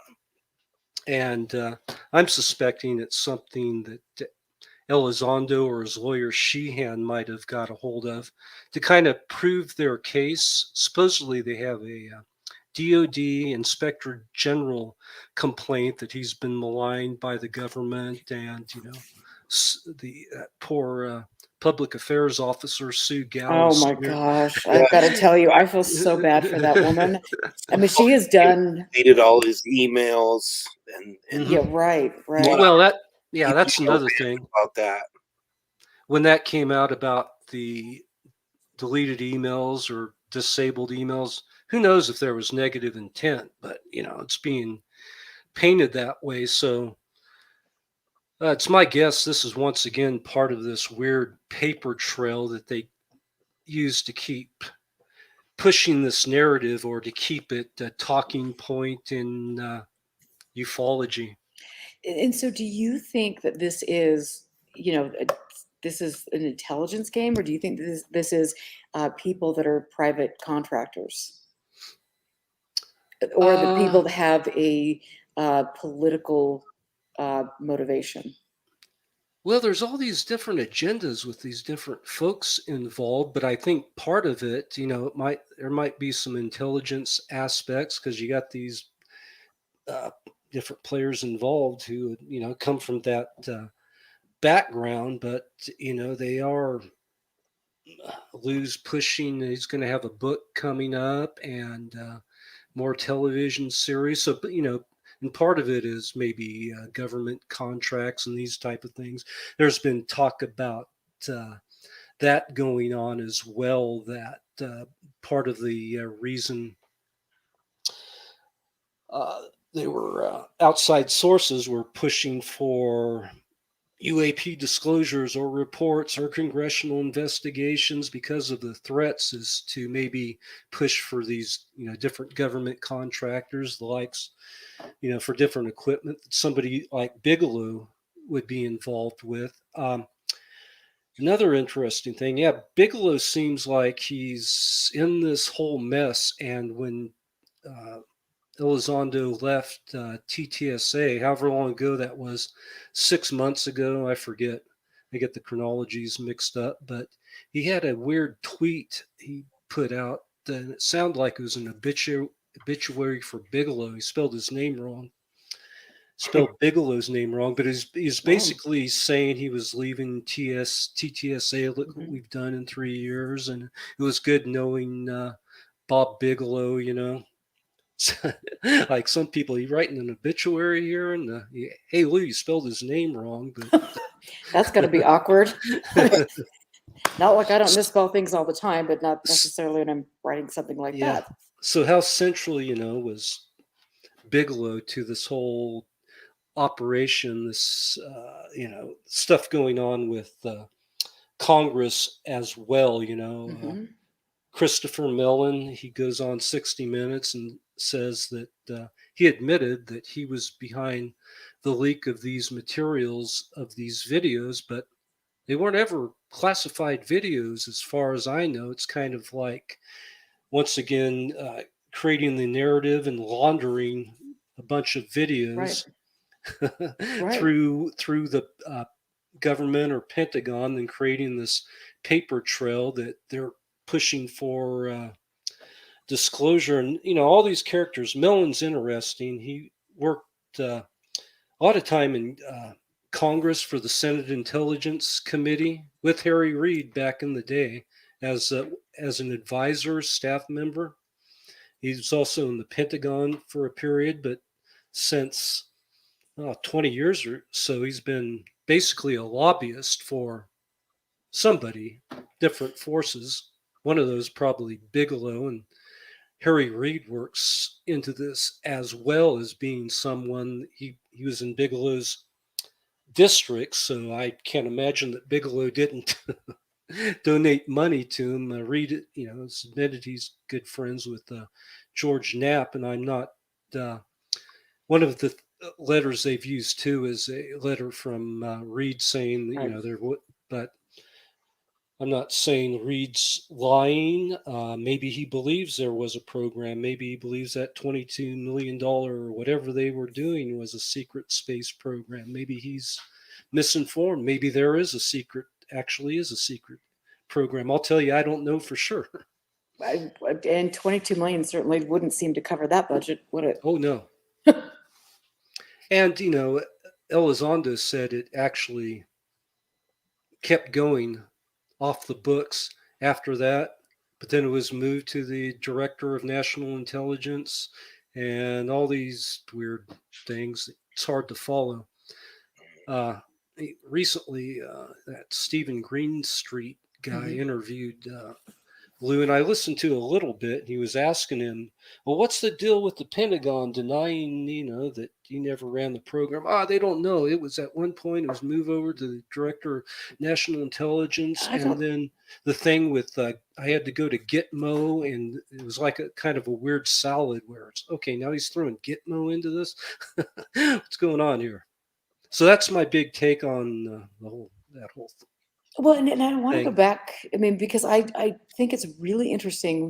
When you look at Bigelow and you look at Area 2000, and you look Oh, at the way that that came about, mhm. and I mean, Linda Moulton Howe, you've got the cattle mutilations, you've got all of these people that were involved in creating the modern myth or promoting, continuing all of that stuff. And so, I mean, what are you, I mean, tell Bigelow us about Bigelow that, Bigelow funded that radio show, right? Area It, 2000, in 1995, and it was Art Bell. It was basically Art Bell's show before he actually did the Dreamland and Coast to Coast. So yeah, there's those connections there with this metamaterial stuff or these aluminum alloys. There's been different names, but it's a trope that goes on a long time. Arts parts.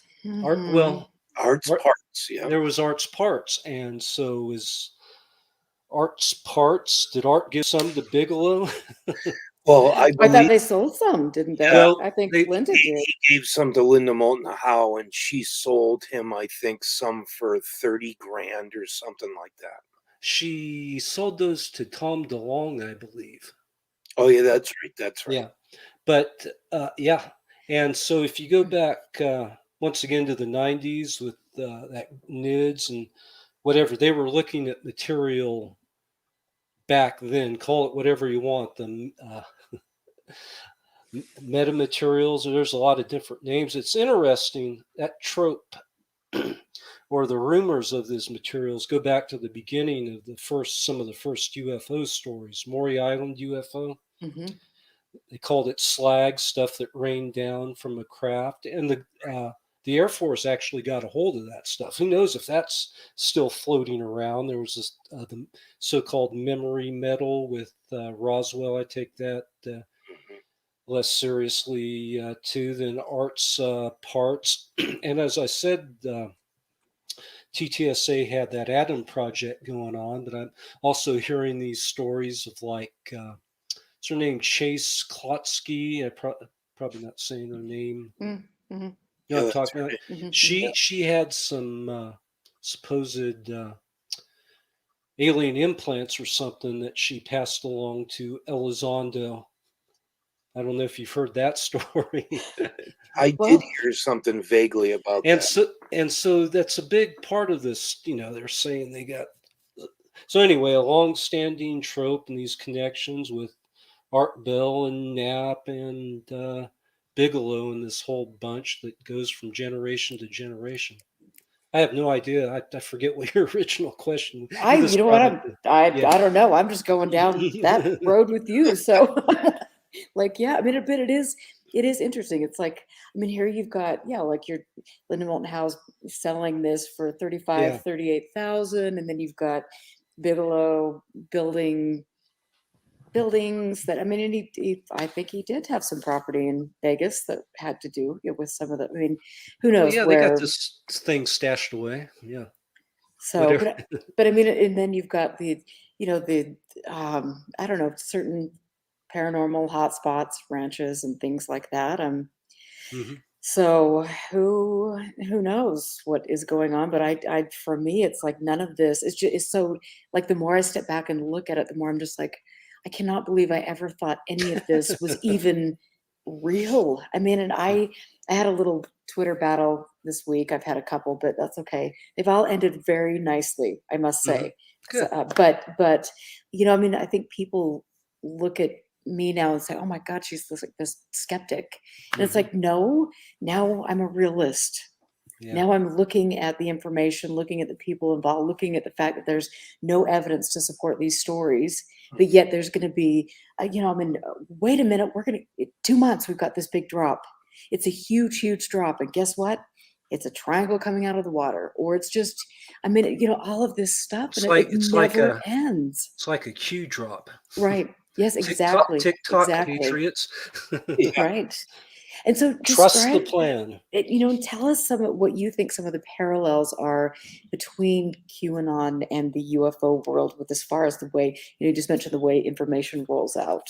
But what else do you think about that?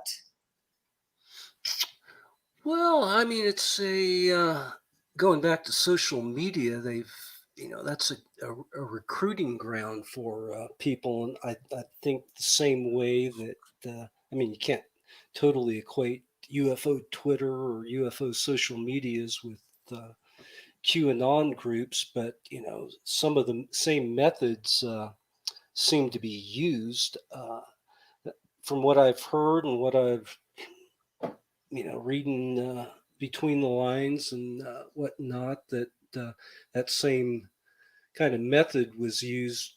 I'm not saying it was directly TTSA, but some of these people associated with NIDS or whatever were working through a recent Facebook group to push a lot of this stuff as well. And you're basically recruiting, could you call it radicalizing some people? A lot of people who have bought into this seem, you know, they're totally down with it. It's their belief system now.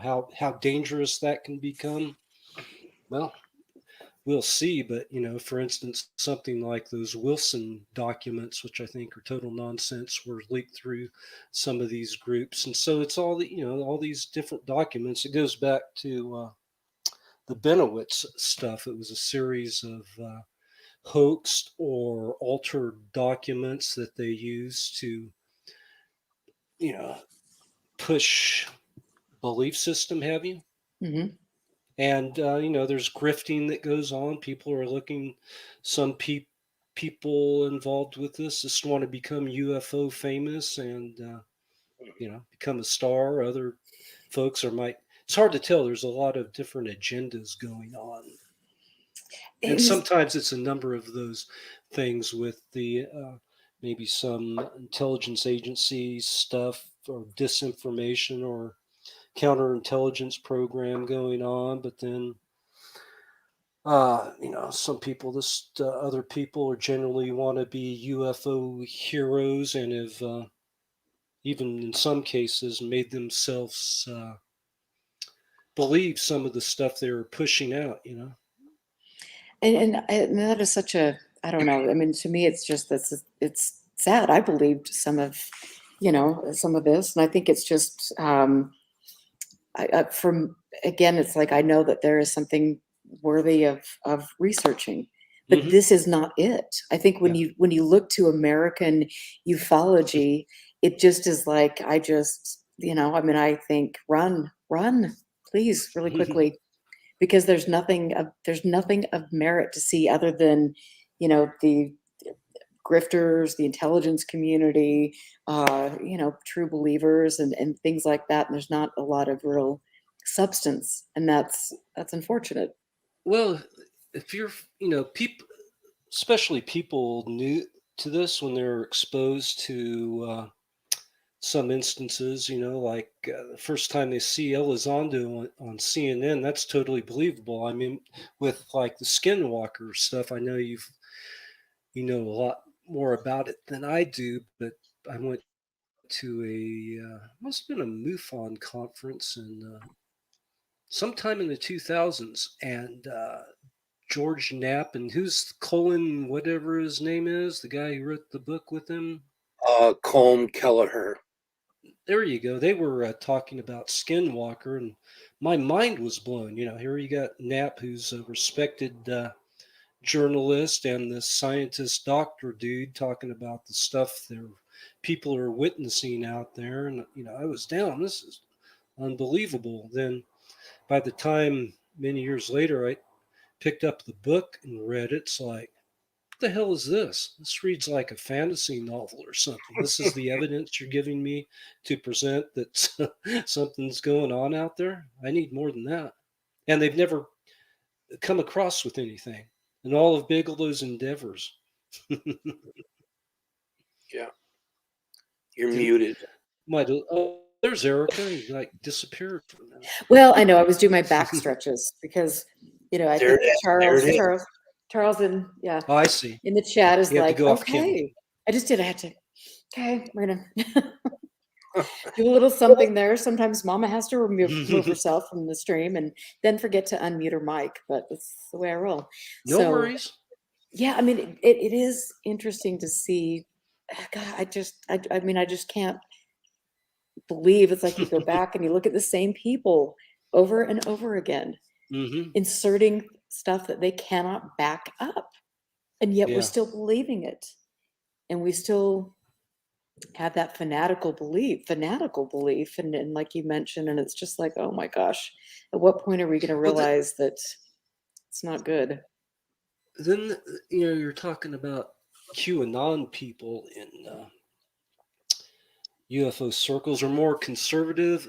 I've seen that in just became evident the last few years because I never paid much attention to some of the different people in MUFON. I know you were with MUFON for a while, or yeah, was state director. Yep. And a lot of these guys are pretty hardcore. I don't know.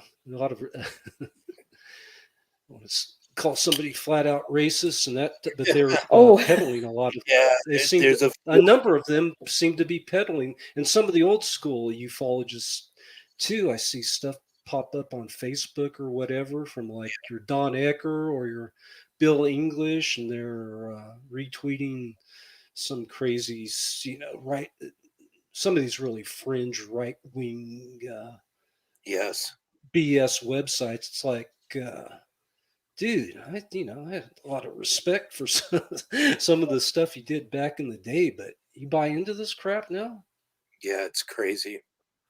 And so there's a lot of it. Yeah, there is. And I just have to ask you because C from chat just said at UFO Classified, Erica, to be fair, Bigelow didn't release public info, but that does not mean that there were not internal documents. And so from the little leaks that I've seen, they've been documents that have been collected from other people's research. Well, let's take, for instance, that origin document I was talking about from really came from Congress. And so who had that? That the letter was like to the Secretary of Defense from Reed or somebody else in Congress about that secret program. Now, who would have had that document? These documents, Congress isn't covered under FOIA requests, so it wasn't that type of document. So there's a small universe of people who had that and leaked it, and it would have been, obviously Bigelow would have gotten a copy of that. We know now that Elizondo was on that list, that Puthoff was on that list. And so it's that small circle of folks who obviously leaked that through George Knapp. Whether it was which one of those leaked it? My guess was probably Elizondo. Could have been Mellon. Isn't that illegal? Leak government documents? No, that was an unclassified document. Oh, okay. Okay, well that's. Yeah, no, it's the only thing weird about that was a leak. And I mean, they call it a leak. Oh, okay, okay. Because it's part of the narrative. Right, and right. You see the redactions. It's like, oh, okay, yeah, this is like some secret document leak. But no, it was just, something they were sitting on when they had the contract for that job. That's one of the things, one of the, part of the documentation about that project. That's why I'm saying it's made to appear, that it's a secret government document with redactions. We can't show the names of the people involved, but there's no reason we couldn't see. We still haven't seen the whole document, so there's several other names that are still blacked out that we don't know who they are. And if those names are made unblacked out, then you can go to those people and ask them about this document. Was this a secret government program? Was Elizondo the director? So these are curated documents that are presented to push this narrative. That's my take. No, I absolutely agree with you. I think it's really quite And fascinating so just to see. I get a little worked up sometimes because the manipulation seems obvious to me, and people who buy in this don't want to hear anything. They don't want to entertain another theory. I could be totally wrong. This is just what I've deduced. This is what I feel is going on. Yeah, I think that you're making a very educated statement about this, and I think that's, I think the longer you look at this and the more you can step back and just look at some of the goings-ons and things, it's very obvious that, yeah, this is just another form of manipulation. And, to what end, who are the Well, people? that's the question. Yeah, and it's like, is this like I said, are these people that seem to have a particular political agenda, religious? I mean, there's so much going on, and I think there's probably quite a bit of big money behind this. And I think I would be willing to bet that some of the, well, I'm not even going to say this. I was just going to say, I think some of the QAnon stuff is definitely, I think that was probably it started in the UFO community. I think some of these people that have been, anyway, that's all I'm going to say tonight. Okay. But I think that, yeah, it's just fascinating to me, and it's interesting to see some of the, the new shows or different statements that are coming out by Elizondo and crew, and it's just like, again, I mentioned some of the key phrases that they use, and then also, we've got different TV shows where we're praying and we're, I mean, it's gods and devils and, oh my Lord. I mean, it's like, Well, you're seen as an enemy if you're on the opposite side, and it shouldn't be like that. I don't see these people being manipulated as being my enemies or anything, but some of the more extremists out there are willing to. It seems like they're willing to fall on the sword for some of these people they see as their heroes. it's really, And once again, I think there's some manipulation going on there with social media, with doing the sock puppet things. I know there's been some astroturfing with certain websites early on promoting TTSA. So I think they were using a lot of the tools available to them as part of it as a promotional campaign, using certain journalists to push their message, the old access journalism type thing going on. And they really have a bone to pick with, I think, somebody like, what's his name, Keith Clore, who seems like a real independent journalist reporting what he found, but no, he's seen as an enemy of the people, and he had written about Monsanto at one time or another, so everybody saying he's a diabolical agent of Monsanto and all of this, going after TTSA and Elizondo. Yeah. that's crazy. It's crazy. And so define like astroturfing for people that don't, because some people don't really understand that, or some of the, the sock puppets and things. And I think that's very interesting. It's seen in politics a lot of times with dark money, where they'll. And I think a lot went on in the 26th presidential campaign, basically propping up fake websites saying this or that. This is a Black Lives Matter site that's actually maybe some Russians who want to screw with the elections, or conservatives have put up just to sow division or whatever. That's one type of kind of astroturfing.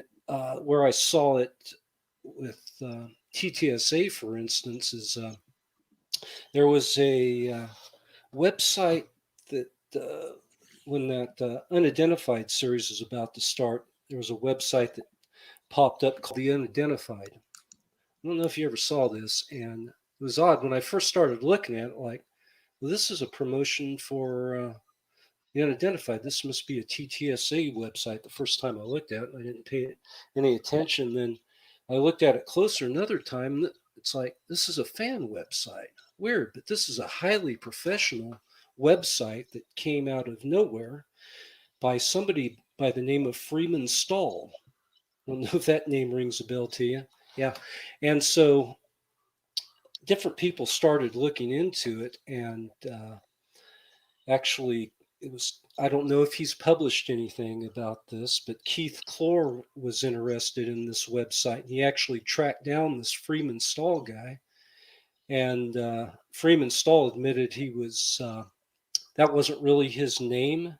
And Clore was probing a little deeper. Well, who do you work for, or whatever? And then the guy disappeared. It was obvious. Now, if you that website's still up, but it's by anonymous. So I think this, that's the type. That's kind of astroturfing. Do I know Okay. once again 100% sure that it was TTSA behind it? I have heard those rumors, but why would somebody's out of nowhere just launch that site, and they're not affiliated with TTSA? So Mhm. you create, and there's the sock puppet type things. Right. And I just People, have to say before we get into sock puppets, because this is really interesting, but I know Scott needs to run. So, Scott, have a wonderful night, and thanks for Thank everything you do and your beautiful graphics. And I you. just And appreciate you. thanks for meeting. Thanks, Adam. It was nice to meet you, and keep doing what you're doing. whatever that may be. Nice meeting you too. Causing trouble. See All you, right. Scott. Yeah. Take care.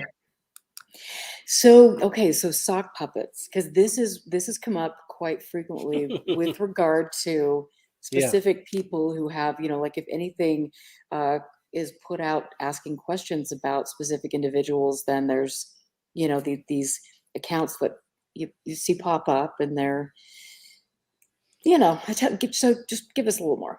Well, they're usually relatively new, a couple months ago or whatever. Recent accounts that haven't been around for a while, and they're all whatever they may be promoting. UFOs, TTSA, it could be QAnon, etc. They're usually one giveaway is like there's a name, David 056973. Somebody's got a bulk of these accounts they used. You could use it to promote whatever you're promoting. Hmm. QAnon, a movie, whatever. You want to sell a bicycle or something, and it's astroturfing fake accounts, and you can use them, in some cases, people use them to go after and attack critics, that type of thing. It was funny. Excuse me. There's a rumor, and I don't know for sure, but I saw that you noticed this on Twitter. I put up a kind of snarky post about that debrief article, and about the so-called FOIA release, and what I thought it was. I thought might have been Elizondo behind this, or somebody in that Team Lou group, and shortly after that, I got some of the facts wrong, and Greenwald called me on it, and he tagged Lou Elizondo. Oh, Yeah, and so the next thing you know, there's this account called Faceless Bureaucrat that's And so a lot of people think this is Elizondo. I don't know for sure. It seems like it possibly could be a way to play good cop, bad cop, because on his Twitter account, Elizondo's kind of plays the guru and wants to get along with everybody, but that's a way sick, faceless bureaucrat after critics. So you can play the good cop, bad cop routine. But it was funny. I guess he doesn't know who I am, but he said, you say basically, hi Keith, or sock puppet for Oh, Keith. yeah. Yeah, and I said, hi Lou, Keith from Monsanto here. Okay. So Yeah. he was calling me a sock puppet, Wow. which Jack Brewer commented on. It was like next level Okay. absurdity for UFO Twitter for a sock puppet calling someone else who isn't a sock puppet a sock puppet. I I mean, don't know. It's a crazy world out there. well, it is, and I think it's just I mean, people. I don't think people realize the dangers of the online community or what's going on. It's like I know that there are different forums that are popping up, and people are going to go join those forums because they're hearing from such and such a person that I mean, just we're going to follow them there, and then you get immersed into this almost like a brainwashing cult. Especially during this, the COVID period, people are looking, for community or something, and so that's a breeding ground for a community, and it can if you rally around a certain topic like UFOs, you're being shared this secret information that now you're significant, you're part of this group. So I think that dynamic goes in there, similar to whatever Well, and then that was QAnon and that type of right, stuff. and that is interesting because I know that in the UFO world, I mean, it's like you hear about these secret groups that pop up, and they're all secret Hmm. groups that have to do with TTSA Hmm. or, Yeah. I mean, different things, and it's just like they're recruiting, a few people and bringing them in, and I mean, it makes us sound like this is a conspiracy theory too. So, oh, they're conspiracy theorists saying that. no, I think that this is just what I think this is what you do in the real Yeah, world.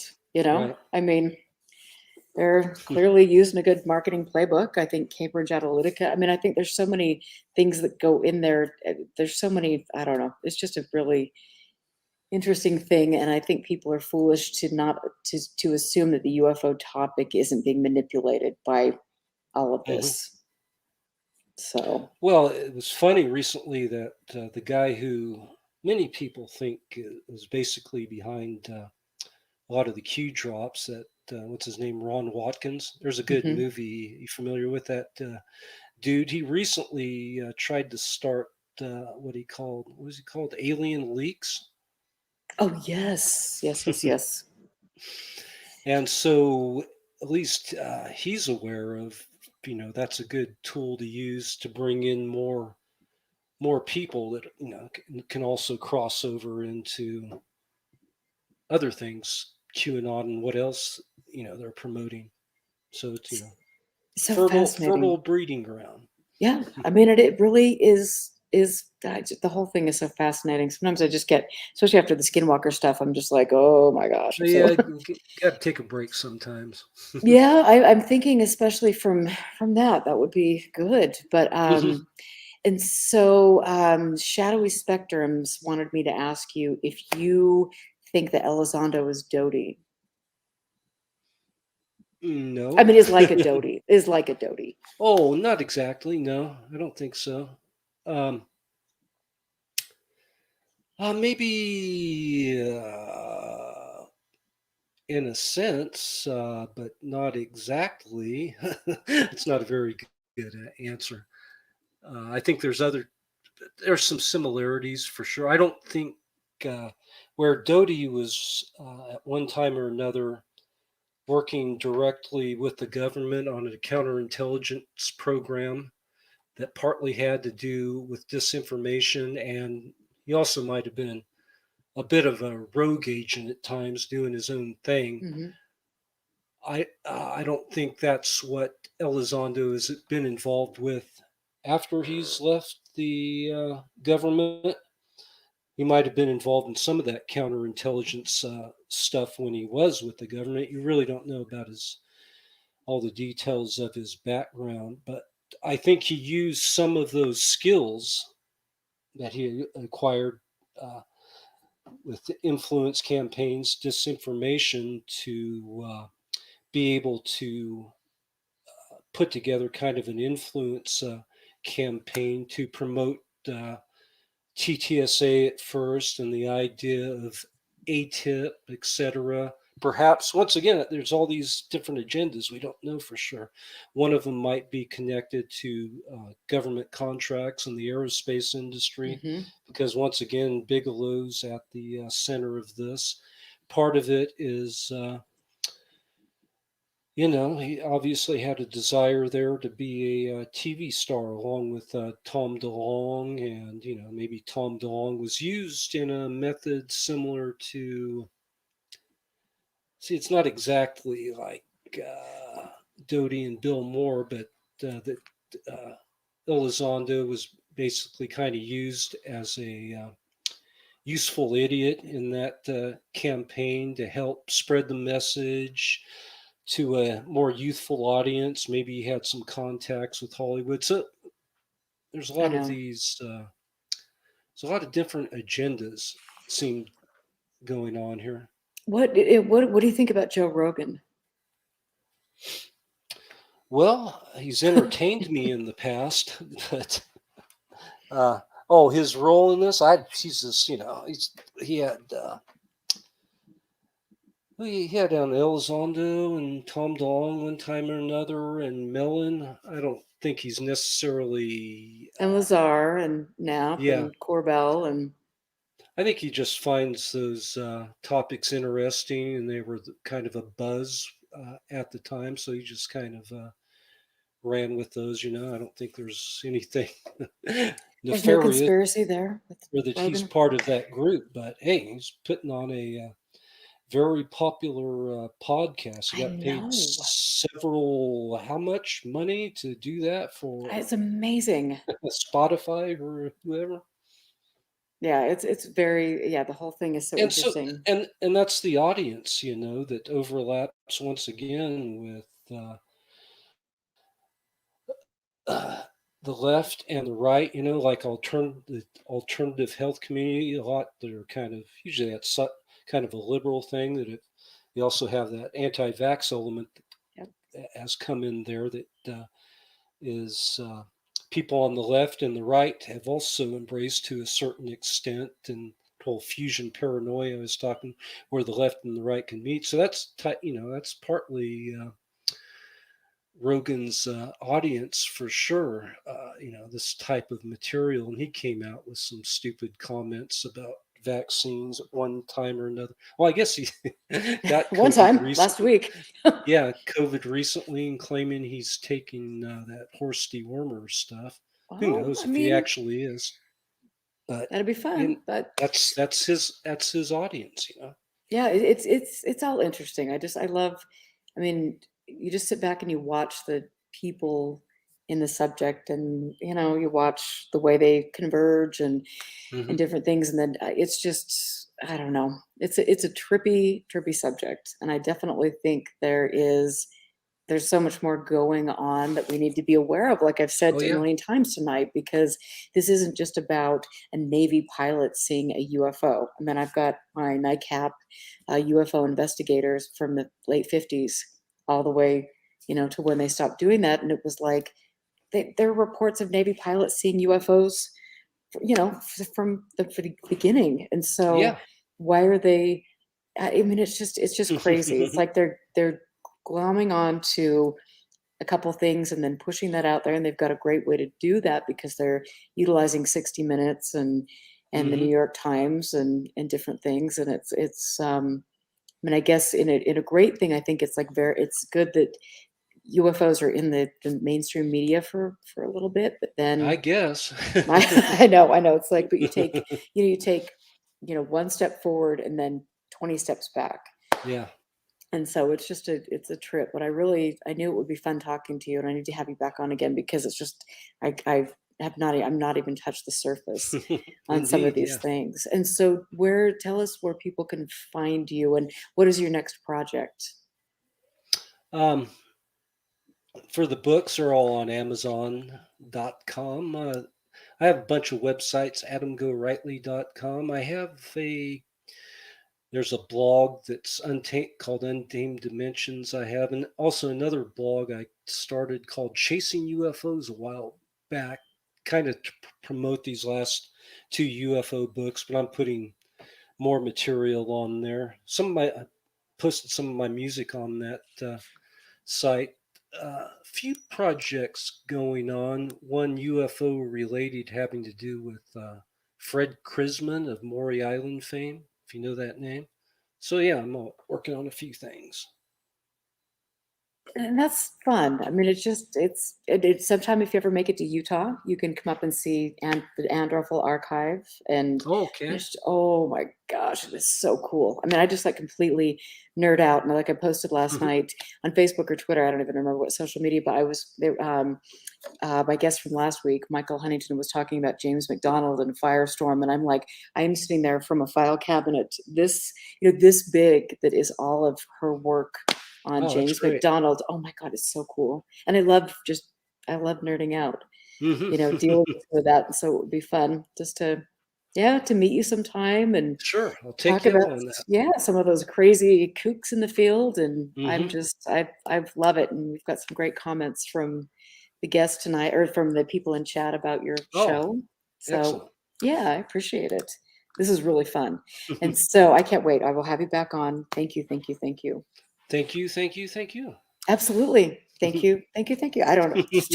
It's been a long week, but oh my gosh, but that was really fun. And so I just wanted to tell everybody in the chat room, I appreciate you guys getting in there and asking thoughtful and respectful questions. You guys are awesome.